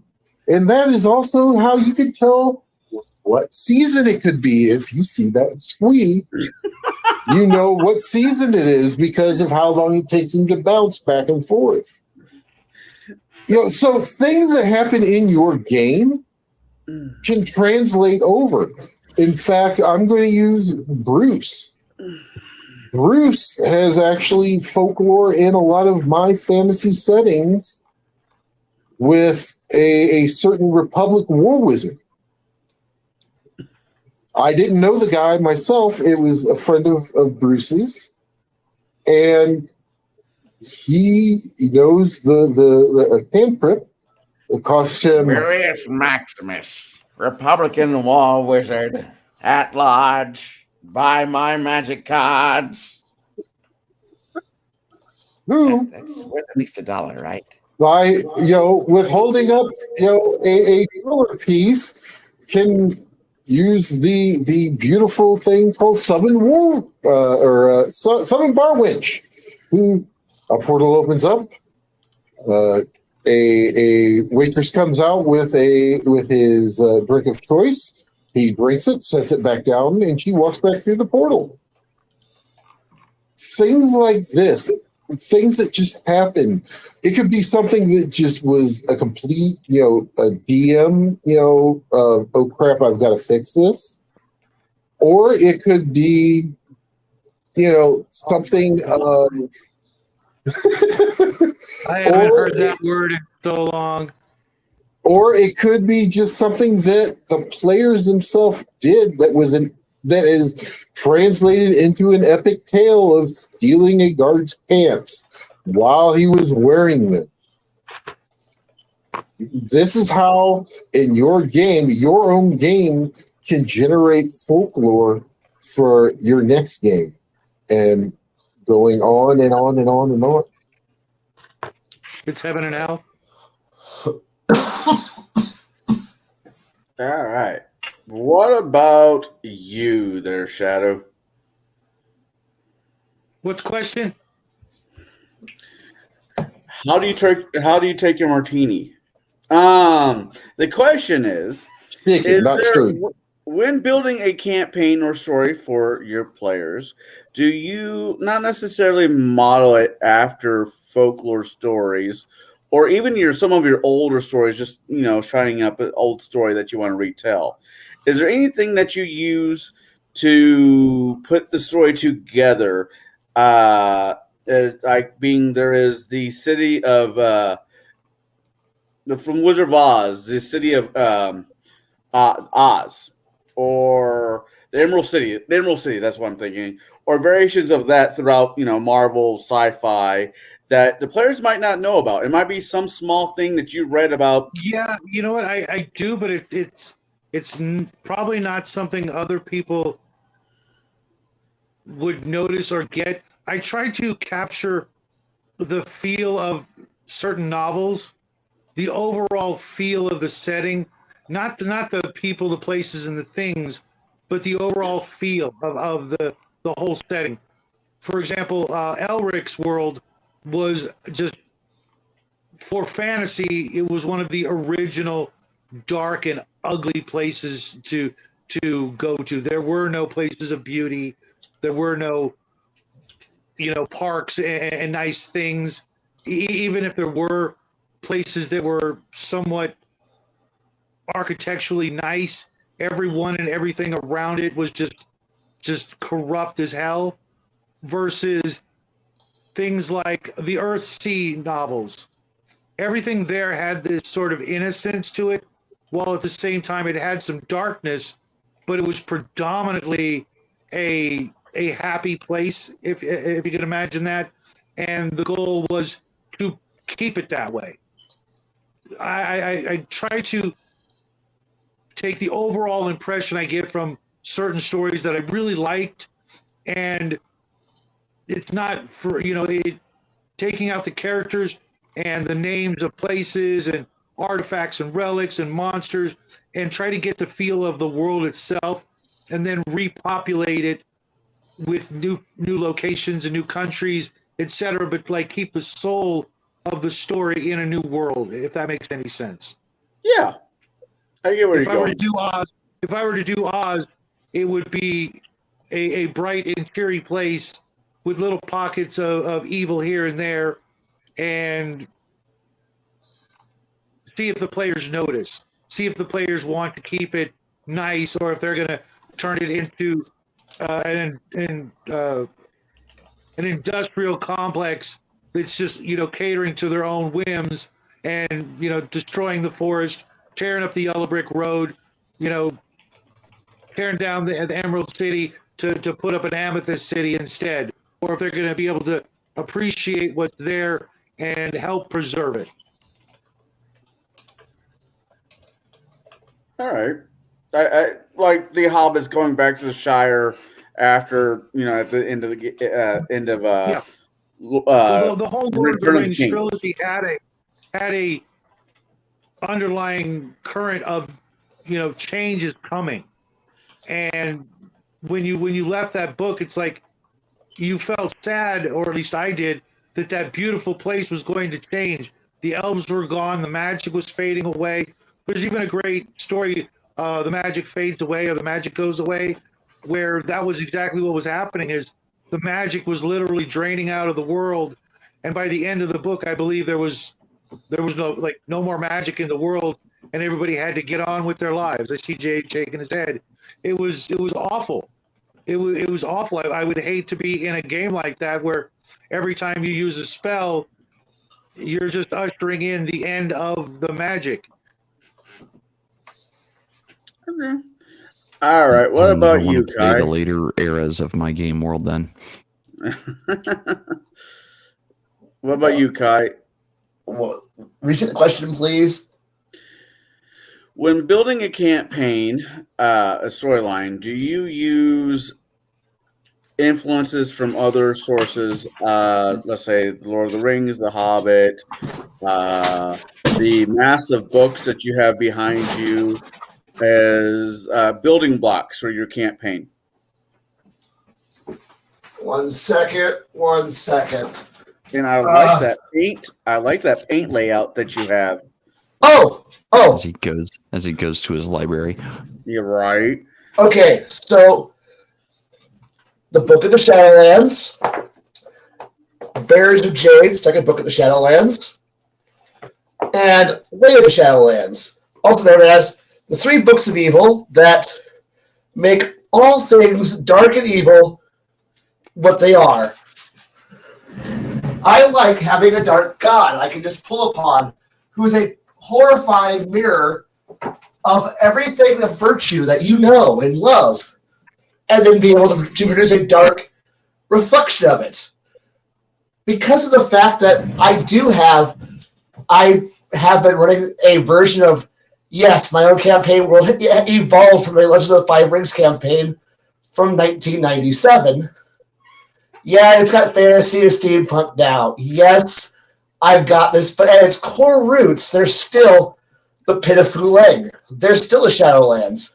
There's still the fact that that everyone in the entire world, for all of its for all the celestial heavens and all the hells and all the afterlife and all this other bullshit, you're still operating underneath the fact that some fucker decided to some asshole dragon in a human body decided to bid all of mortal creation against the forces of hell, and here we are 3,000 years later still dealing with the eternal great war that's now been raging for longer than most people have had civilization. I'm okay with this. I like the idea that I have a horrifying mirror that whatever aspect that you think is important, here's a perverse mirror of it. Here's a shadow. Here's a dark, corrupt influence that's there staring at you. No matter what, and people who think they are far, half a world away, on the other side of the planet from the Shadowlands, living their lives, and here's the forces of hell, the mirror of it going, we've got your tricks now because somebody's going to fall to corruption, and we're going to learn it. We're virtuous spellcasters. Let me show you how that looks like on the other side, where now it's dark and twisted. I like the fact that I can, because I was inspired by that bit of lore. Sure, I've got a Western influence. Is it really? Yes, I've taken that origin story of a dark god who was, because of an asshole who, when, it's to go into Legend of the Five Rings lore, the commies and the fortunes and all of that gets to be very, very complex. And then when you start wrapping that around other pantheons and other lores to create this rather confusing, let's just say, if you know Exalted, it fits way too well. Like it almost, like the Yozai fit way too well in with the Shadowlands. And hey, Baron, do you understand that wonderful joy there of being able to say Fu Leg is just a Yozai with a different name? Yes. I assume the answer is there. Hopefully you understand. But if not, it's okay. But when you look at the heavens, yes, the celestial bureaucracy works.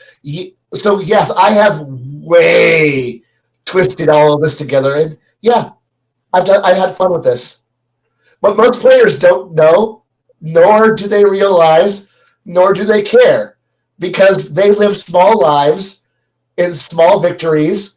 And even I pray to a god, congratulations, you're getting your prayers answered by the celestial bureaucracy. You just don't realize it. It's okay.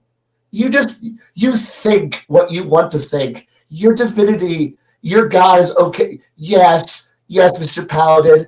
Yes, Mr. Cleric. Your powers are indeed granted by your divinely wonderful and all-powerful god who you worship, who's just a paper pusher in the celestial heavens, and like everybody else. But I'm a divine god. I'm a divine, powerful paladin. I'm the one who's... Yes, congratulations. No.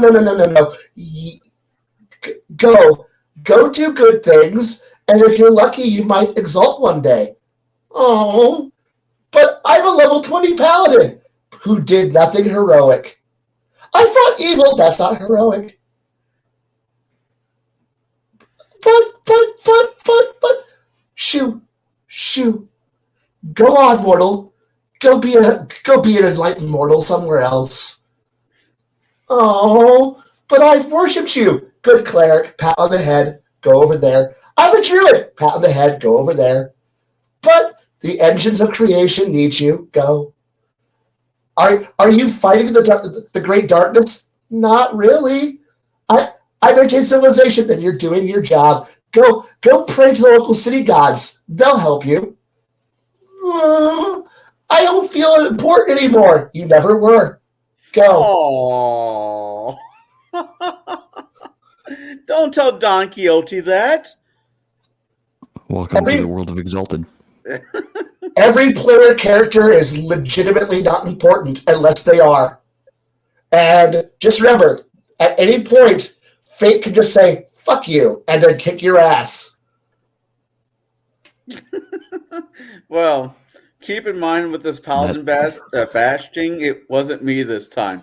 It was that. Why, Hey, why do I hey, get the feeling as like I'm somebody- about to enter? Look, as somebody who plays Sidereals almost exclusively, yeah, I don't give a shit about most heroes. Most of you fucking suck. And I'm not a gold cast. I'm not a gold cast Sidereal. I'm a bronze class, so fuck off.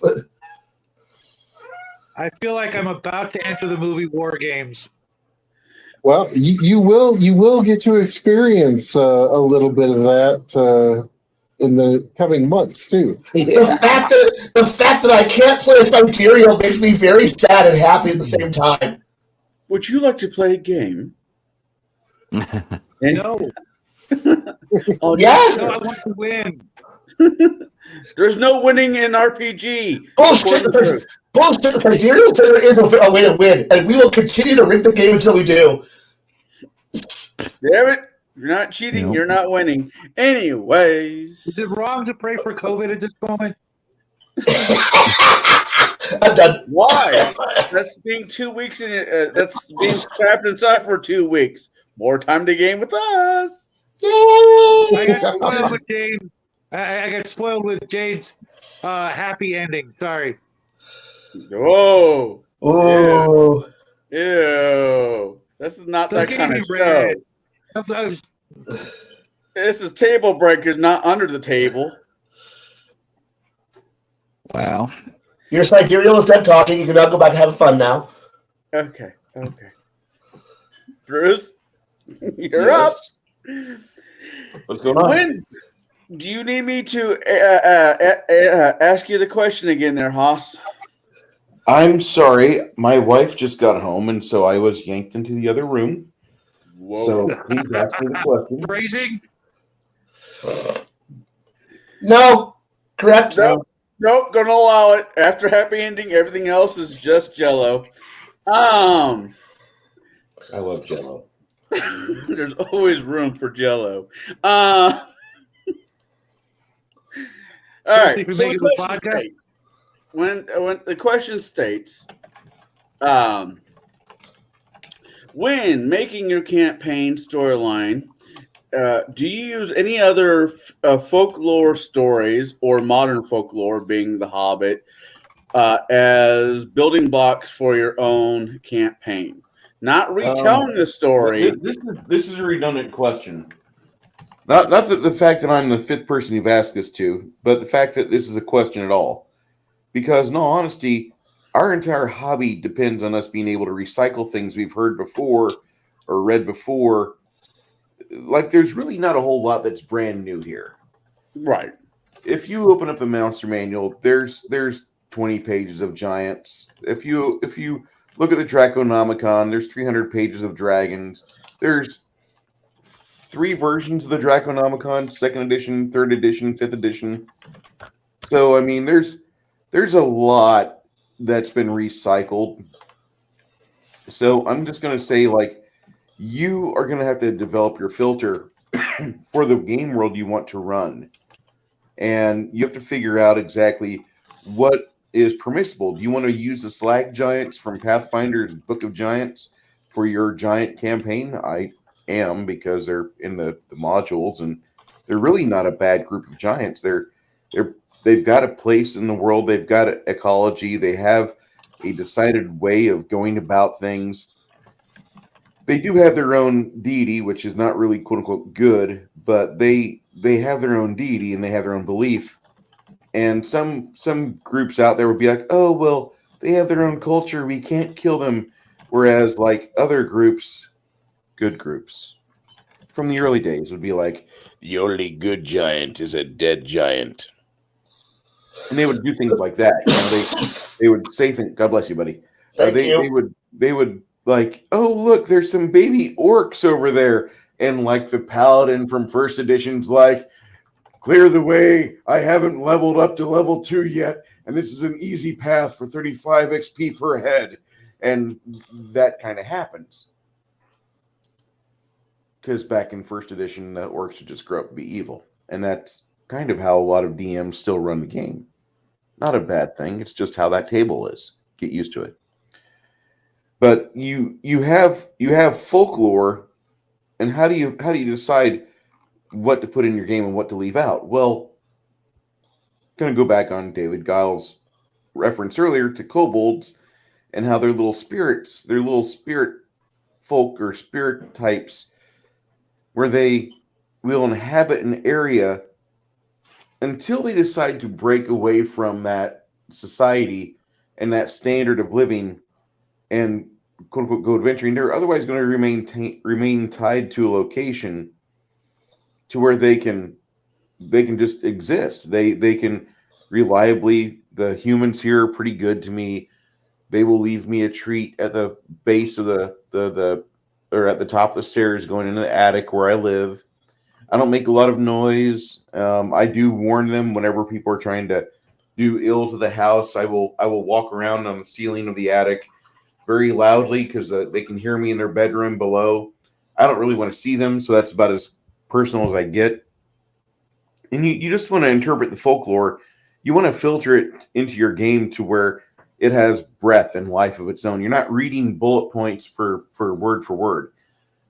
You're looking at them and you're translating them to your inner monologue gray box text. And that's all you're really doing. You don't have to have the same stewy head-shaped goblins for your Pathfinder game. You can. They're fun. But you don't have to use those because those are almost too cute. And some people think they're even usable as class type of races. No, those aren't for players. They're for experience points only. That's all they're for. Goblins are experience points. You can use traditional goblins. You can use Celtic goblins. You could use the Irish folklore, which kind of points in a goblinish sense. It's not the same as other European legends of goblins. You could use all those, and I recommend you do. You should have variety in the various kobolds that inhabit various locations in your world. You shouldn't have the same type of giant marauding around. You should use ogres in the first 5 to 7 levels of your campaign, and then graduate to hill giants and fire giants and frost giants. And go ahead, give the players the grand tour, the G1 through 1, 2, and 3. Give them that adventure. Give them the giants that are just slow, plodding behemoths that just destroy villages with rocks that they throw from their bag. Give them that.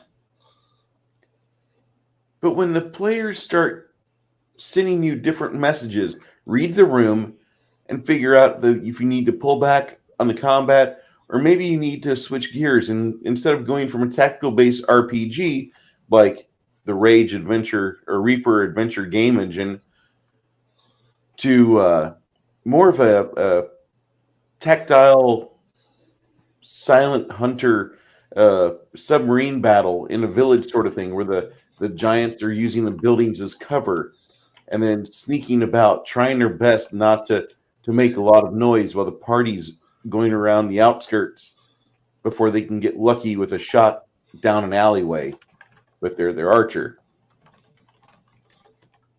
Learning how to read your players is going to help you in interpreting your game world and giving it to them. You don't have to give them whatever the module says is best. Now, I would recommend you follow the bullet points of the module, but you need to tailor it to your table. You can't just give 40 tables the same single experience. Read your tables. Learn exactly what their signals are. When they want to listen, they're going to show those qualities. They're going to be ready. They're going to be attentive. They're not going to be flipping through memes on their phone. When you start losing the attention span of your players, that's when you need to switch gears. But as far as the lore is concerned, I want to use lore that makes sense for the world I play in. If I'm forced to run Paizo, I've got the kitchen sink available. I can throw in everything. But if I'm running the campaign that I'm currently running, I can trim out 90% of the garbage that's been written for it officially. I can use my own imagination. I can use game history that's been at my table for the past 2.5 decades. Ladies, like, do you use holidays like Goblin Stomping Day? Yes, typically it's whenever your higher level characters are just thinking they're only like 50 experience points away from leveling up. And so they slaughter like a half dozen goblins and get depressed because it's not like it used to be. I still have a few more years of level 14. Damn it. Ladies, like, no phones at the table. All right. But I think the main thing, Connell, is that you want to filter out probably 90% of what's been written, because if you give the same players here at your current table the same experience that you gave in 2013 at another table, and one or two of those players are there because they are loyal to GM, you're probably doing yourself a disservice. You're doing them a disservice, definitely. But you want to give your players something that makes sense for where they're at. That's going to be your biggest arbiter. So if you want to use something that uses all the TSR first and second edition giant lore, go ahead. If instead you're going to flee from traditional game mechanics and just go straight to old folklore and mythology from Europe about giants, you could do that. If you decide to turn on Dixie Cryptid or Matt Squatch or some other American Cryptid YouTube podcasts and channels and just study up on that before you start interpreting how the player's experience at Kandahar with Red-Headed Giant could be, you could do that too. It must make sense for your campaign, though. Because if you don't have your campaign being consistent, if you don't have your campaign to where the players feel like they're a part of that world, and when they wake up in the mornings as that character, they know, one, I have to pee, and two, I might get experience points today, but if I am not especially vigilant, I will be past tense. I will be buried. You must give the players that consistency, day in and day out. Make the folklore part of the world that comes out of your mouth, and make it to where it's got respect for the players, and have it to where your players will begin to respect the world that you're giving them. Am I speaking to you properly, or are you not? No, I get what you're going with this, and I agree with what you're saying. Like, you could probably get away with telling your table the tale of Bilius Maximus. You could probably do that twice or three times. Right. But if you don't give your players the NPC Bilius Maximus, it's just like you were broadcasting dead air. So at some point, if you're talking about orcs in the hills, the players go into the hills and they see orc sign everywhere, but they have that reaction, well, whatever action happened here, I think we missed it. You could let them wrap up and put the tents out and get ready to rest overnight. But your players would be smart to understand there's going to be an initiative check in the middle of the night. Have somebody good on watch so they can rouse everybody. Or just have everybody fake sleeping, but that probably won't happen because once you start laying down after a full day of hiking and rucking, sleep becomes so natural. But if you're hinting at the lore, there's a reason for it. If you say something 2 or 3 times during the session, deliver what you're talking about. Now, singing that song from, was it the Hobbit? Welcome down in Goblin Town. Would you say that was a good clue? I would definitely say that, but I would say that whoever was singing that was probably aware they were already in bad territory. All right. Well, I will end the. Well, thank you for your answer, and it was really thought out. And I appreciate that. I will end tonight's my questions with you, Jade, because I'm pretty sure I asked everybody else this. Mm-hmm. So the question states that when you're building your own campaign, your own storyline, do you use any other folklore as helpful building blocks for your world? Yes. So I'm actually in the middle of building my Bronze Age game. Actually, I'm mostly done with it. I'm still filling out the lore aspects of it, and that's where this folklore is coming into play. So I've got two things I'm going to read from my folklore, and my folklore is kind of a mix of different things. I'm pulling from Final Fantasy summons. I'm pulling from different. I'm pulling the queens of winter and summer in, and they are constellations in my game world. And the constellations kind of influence the magic of which people are born with. So if you're born under the sign of Asuna, the constellation of Asuna can be seen at the height of summer and resembles the shape of a woman's waist. The green moon, named Vormot, always seems to pass through the northernmost region of this constellation, serving as the head of the constellation. The common lore of Asuna is of a beautiful princess who, in an effort to keep peace between her lands and the heavens above, agreed to become the wife of the Sun King. Due to the shifting phases of Vormot, the constellation seems to have three faces. As such, the three common phases have evolved around this constellation have come up with phrases associated to it. When said as a blessing, it is said unto another, "May the smiling face of Asuna grace you." When invoked as a curse, "May the rage of Asuna burn you to ash." And lastly, as a parting of ways, "May Asuna remain neutral until we meet again." In this way, I have used the summon Asura from Final Fantasy IV, I think it was, as a constellation and as also the constellation of life and fire. It's a three-faced summon in the game, and you never truly know what you're going to get. It's kind of a gamble scenario. But in this case, I'm using this as a lore point for anyone born underneath this constellation so that they have access to life magic and fire magic. Another one, this is actually the Queen of Air and Darkness, also known as Mab. In this case, she is called Shidna. Shidna is sometimes called the Winter Mother. Though the coldest month is yet to come, she gets this name as it is during her time that all plant life dies and decays. As the cold winds begin to settle in to much of the northern regions, it is also during this time that the Tolk people drive south, pillaging and burning anything they cannot simply take with them.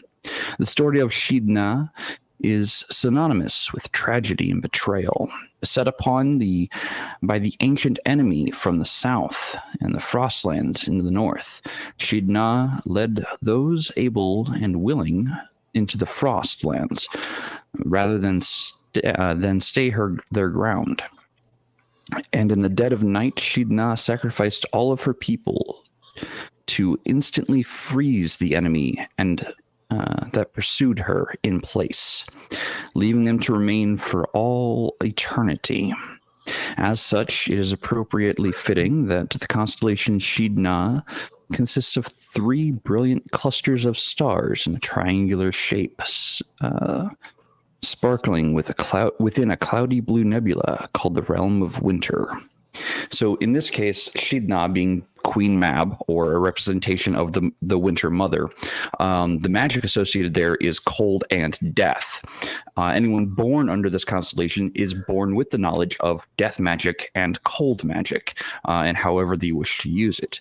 I have a lot of other star signs as well in this this lore, but in this way, I've used Final Fantasy, lore and summons in my game, and I'm also pulling from other sources as well. I've got different types of dragons. I've got the Chimera. I've got Elona from I think it's Forgotten Realms, or maybe it's Greyhawk, the deity whose symbol is a unicorn.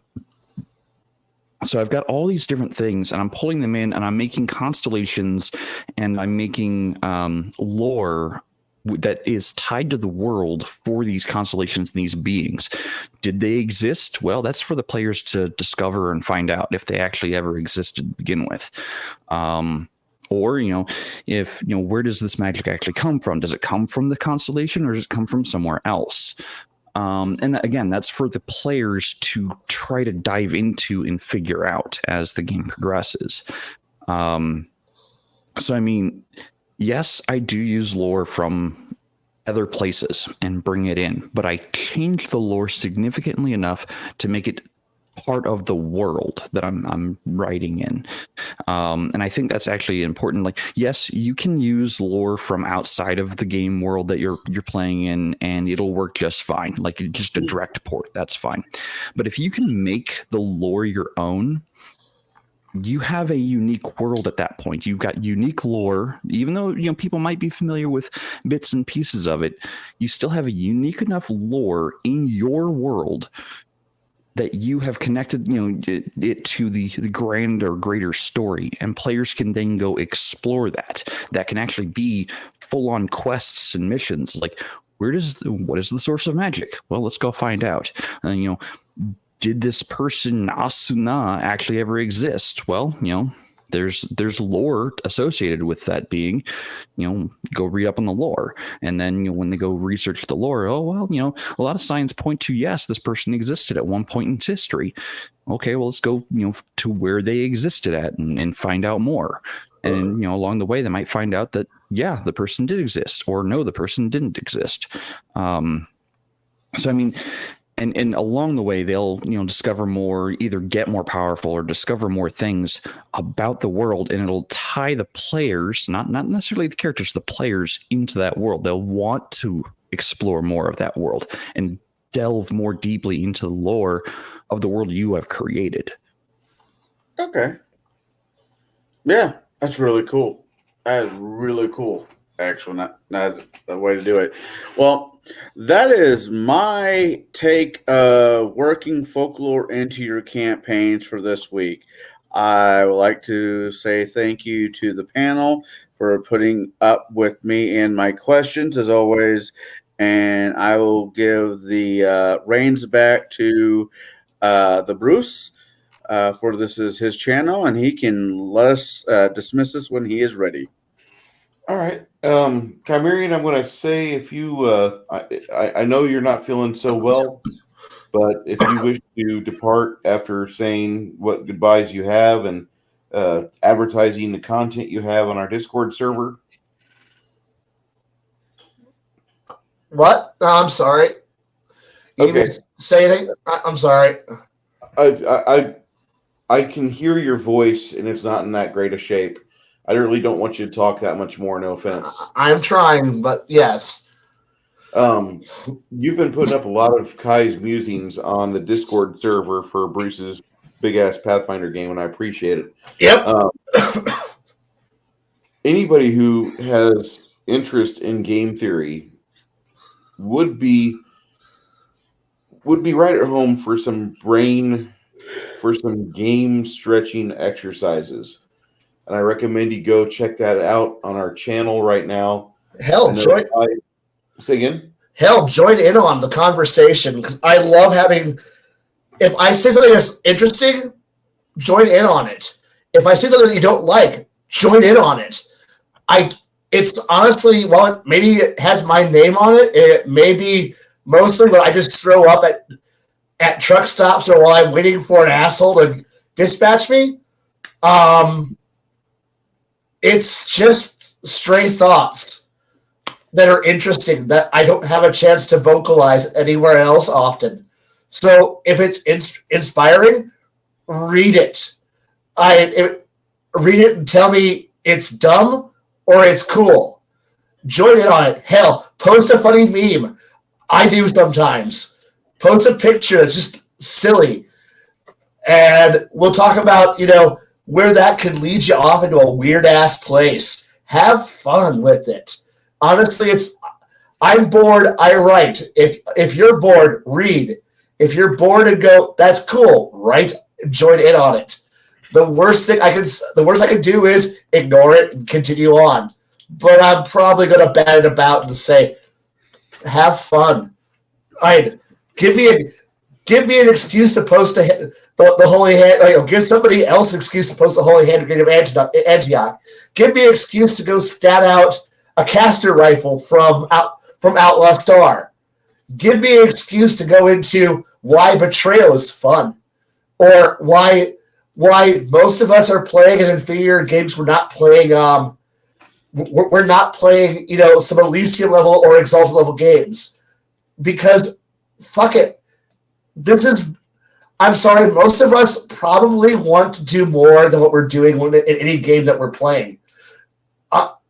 So a lot of us probably have done or want to do crazy, horrible things. Most of us have GMs who are spoil sports, who will say, I don't want to have fun. So this is a place to vocalize whatever the weird, stray thought that goes a little bit beyond where good nature and sense tells you to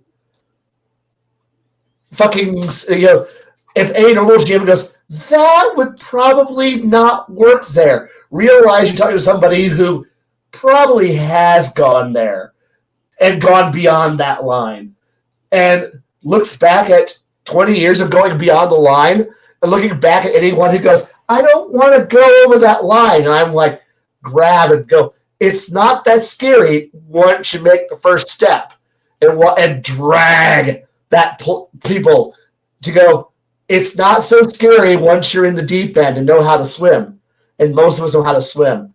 But most of us want to play nice. We all want to play PG-13. We want to play nice little games where we all play patty cake and have some nice little goody two-shoe moments where we all get to feel good and hug ourselves and go, that was a good day at the end of our sessions. Nobody wants to have drama and feel miserable. But honestly, we all read books where our main character gets the shit kicked out of them and, their hopes and dreams lit on fire, and we continue to read the next book.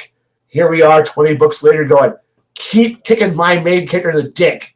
But we all play games where we don't kick each other in the dick all day long. Fuck that. Put on a goddamn cut and get kicked. Often. Repeatedly. And come and join on where I talk about kicking players in the dick repeatedly.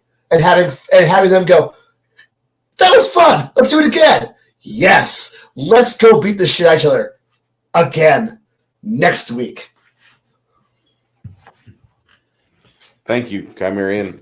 And I know that you're currently getting over an illness. We're not going to go HIPAA on you, but once you get yourself ready to go and you've got some time for a specific rant, we'll be ready to help you with that and get that put to your channel. And then we'll milk it by splicing up into like 4 small segments to tease people with for the shorts. How's that sound? That works for me. That works. We'll go to Mr. Baron G Rock, freshly updated.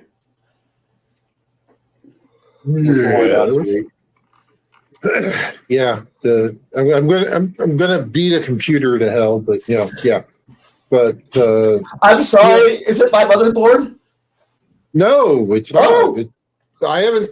It's sitting over here. I have to wait until tax time to get a case and power supply and all the other fun stuff. I gave the worst gift possible. Work.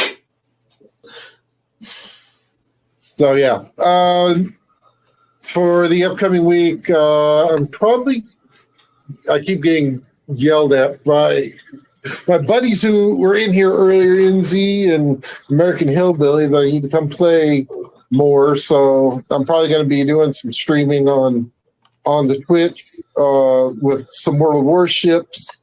Maybe do some space engineers up there from the hardcore server.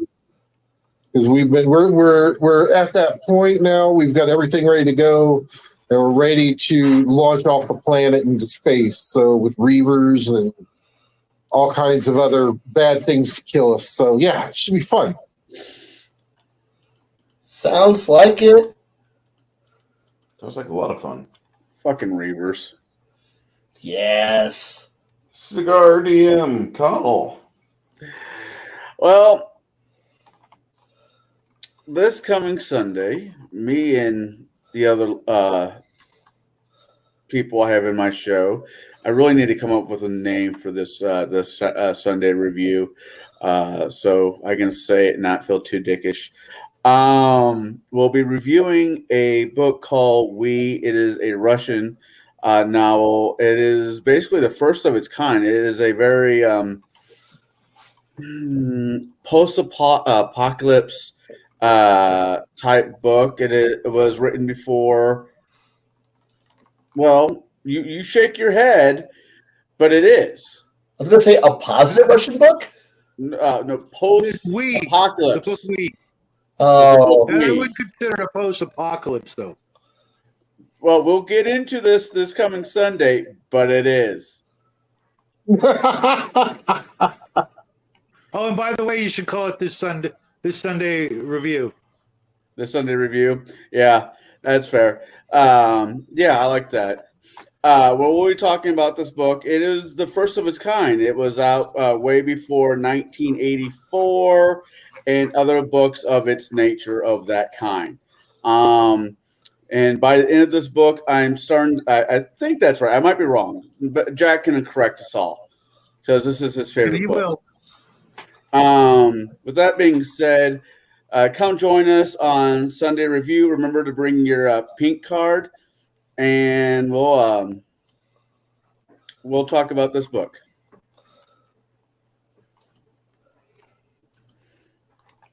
Fair enough.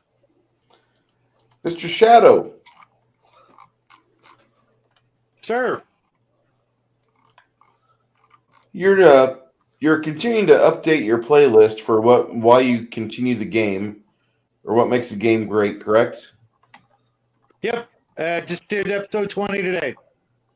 Why we play the game. For those of you that are at home, there's a 20 episode list of why we play the game on Shadow and Sun server for YouTube. If you're on a long road trip, or if you've got somewhere that you need to go, I haven't listened to the whole thing yet. Started listening to it the other day. Really liked what I heard in the first few episodes. Thank you. I think it is bearing worth listening to, because you have an old hat that's played the game for decades, and you have the chiming in of his son, who is just a couple decades, not even a couple decades old. And his son is completely within the hobby. He's not a child that's going to grow up and do drugs. He's going to figure out how to make more money to buy more game books and stuff like that. I can almost see that. Like, this is the vice that he will choose, because gaming is better than what's out there of the other vices.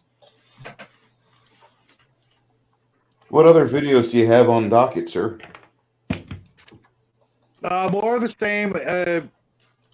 We will be doing crafting video momentarily if I can squeak it out. Otherwise, we'll do it tomorrow night. I put out, between my son and I, we put out just about 2 videos a day. A couple of days we don't. Monday we don't put out anything because we got to have one day off, and well, we've got a lot of different things. You know, between crafting and painting, and game reviews and miniature, you know, things that we do. mostly the two of us, we do more of the physical hands-on type of things. Oh wow! And good old-fashioned father and son stuff to get the young ones into the hobby. But to be honest, Bruce, he's planning on running for president. So wish us all luck because he's a bit of a hard ass for a 14-year-old. If you haven't seen him dressed down Uncle Connell or his old man, it's quite amusing because like all teenagers, he thinks he knows everything. Unfortunately, half the time he's right. I look forward to 25, 30 years from now, having shots of this being clipped out to blackmail him for crap that I said. I'm looking forward to this moment. And you know what? I'm hoping you're feeling better for this Saturday there, Kai. I meant to ask you. If not, if I look, I'll be there. Even if I turn it, go hoarse and have to go do a horrible Alex Jones impression, but by the end of it, forcing out conversation, despite the fact that my voice is going, I want to die, but I'm like, no, we're gonna keep going. Damn it, we're gonna keep going. Like, yeah. Well, I appreciate the effort, and every time you're on the show, it just makes it better. We couldn't even do the show last week because we didn't want to do it without you. That's okay. I appreciate it. And that show is the Saturday Night Sci-Fi Chat, where we we basically talk about sci-fi and the games and the movies, the TV shows, and how we can use it to make our sci-fi games better. Then, of course, there's no game this week, right, Bruce? Correct, sir. Okay, so Saturday, that'll be it for Saturday. Sunday, some painting and hanging out with Uncle Connell, and then on to a brand new week, which will start a week of vacation for us at least. Hopefully, you guys will all get some much needed time off and time with family and real life stuff. Some of us forget that there's other things out there besides the game, and this is the perfect opportunity to be grateful for all the things we have, especially being able to hang out like tonight and talk about stuff that in the greater scheme of things, it's not as important as we make it out to be, but damn, it sure is a lot of fun. Completely agree. Shadow, I just noticed you're just a smidge shy of 500 subscribers. I got your channel in the chat, and I'm hoping the people that like to hear what you said, they're gonna click over there and subscribe to you, and more importantly, to give you the time to where they can listen to you and your son discuss things. You have about 16 videos on Arduin, a bunch of video reviews. You have a lot of time invested in Arduin. How long have you been playing that RPG? Since 1979. So you're one of the old hats that have been around forever. We did an interview with Emperor's Choice, the new owners of the game, and I've been helping them out with the game behind the scenes, and it's like another year off before it actually comes out.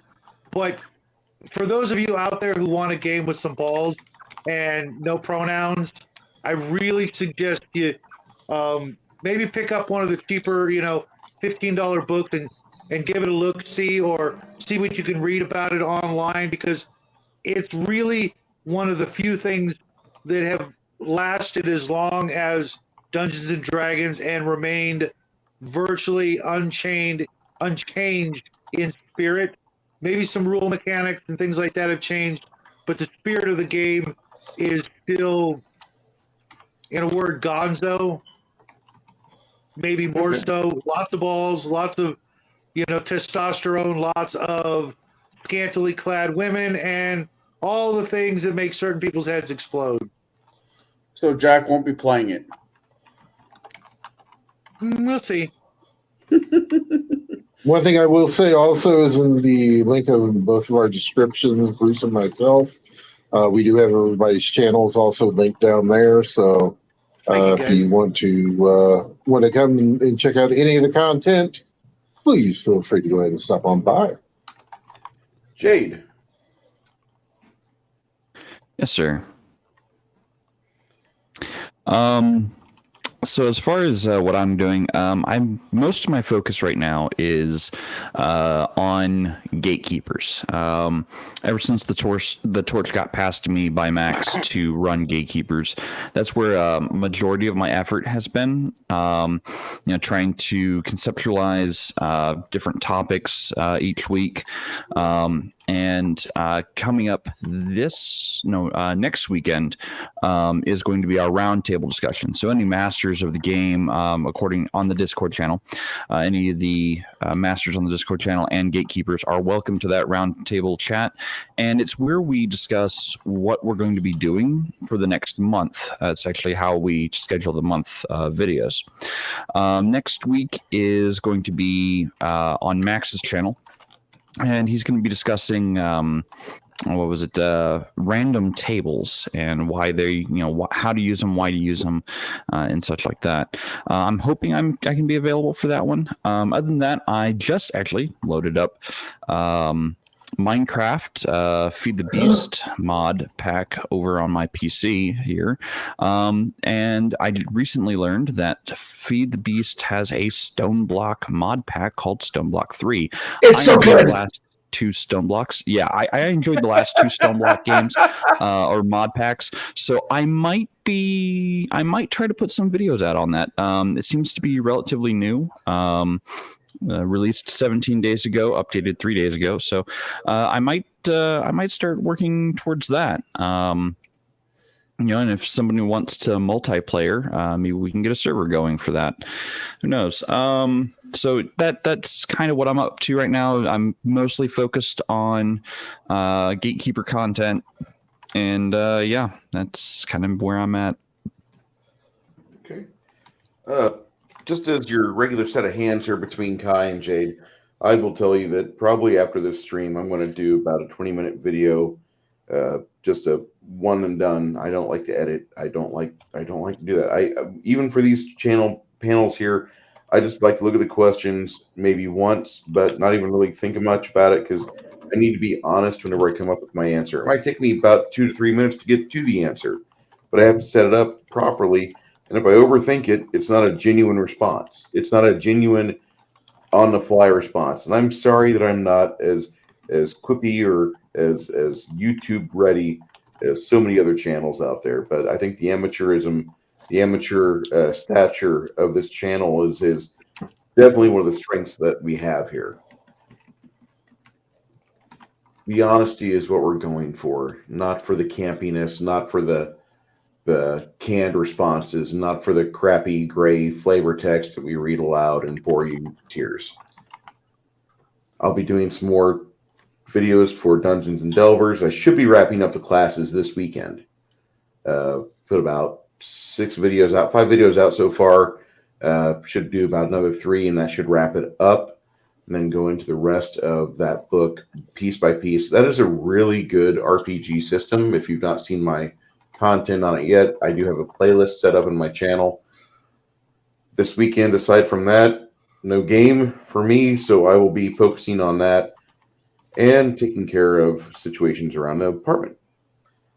Everybody here, this has been a production of Tablebreakers. We don't have a trademark set up yet, but one of these days, me and Garrett might do that together. I'm not really worried about it. I just want to have fun. I want to have these panel chats. I like the deep dives. We'll see you again next Thursday doing something akin to this. Maybe relate. What? No, we won't. Oh, yeah, that's Thanksgiving. Happy Gluttony Day. We're going to eat a lot of turkey and fall asleep on the couch. I'm going to fall asleep in Corpus Christi.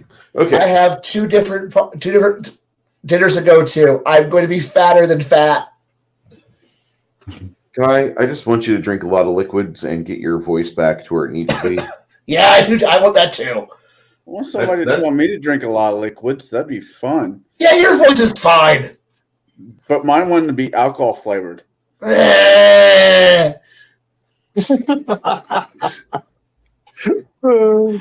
Everybody, this has been a Lady, production of the All Hands Network, and I do appreciate you tuning in tonight. We appreciate every view that we get. If for some odd reason you're ever within table span away from me, I do plan on having you at the table. Be aware that we do have game streams every other weekend. If you can, swing by FNCS tomorrow night at Legion of Myths channel. Max is going to be talking about a few things in the gaming community. And if you're not able to do that, at least go check out Biggest Geekus on Tuesday nights, as they are a growing little channel, and they have a wonderful little site called Big Geek Emporium where you can buy independent created books. Oh, I have a panelist that would like to say something. Go ahead, Jade. So, Fleety, the links to everyone's channel is actually in the video description. So if you go down to Bruce's video description and just click show more, you can find everyone there. Kai, Baron, Cigar, me, and Shadow, all in the video's description. Before we head out, is there anything else anybody would like to say? Happy holidays. Oh God, it started. No, it hasn't. I've not heard the siren yet when I go into a retail environment, and I'm so happy I've not heard that yet. Take that turkey I and mean, shove it. I don't need Black it Thursday's anymore. just next week, so. Yeah, I got questions about Black Friday, but we'll wait for another time for me to ask those questions. Okay. Well, everybody, thanks for showing up tonight. We'll see you again 2 weeks from now. This has been a production of Tablebreakers. So long, and have a great game.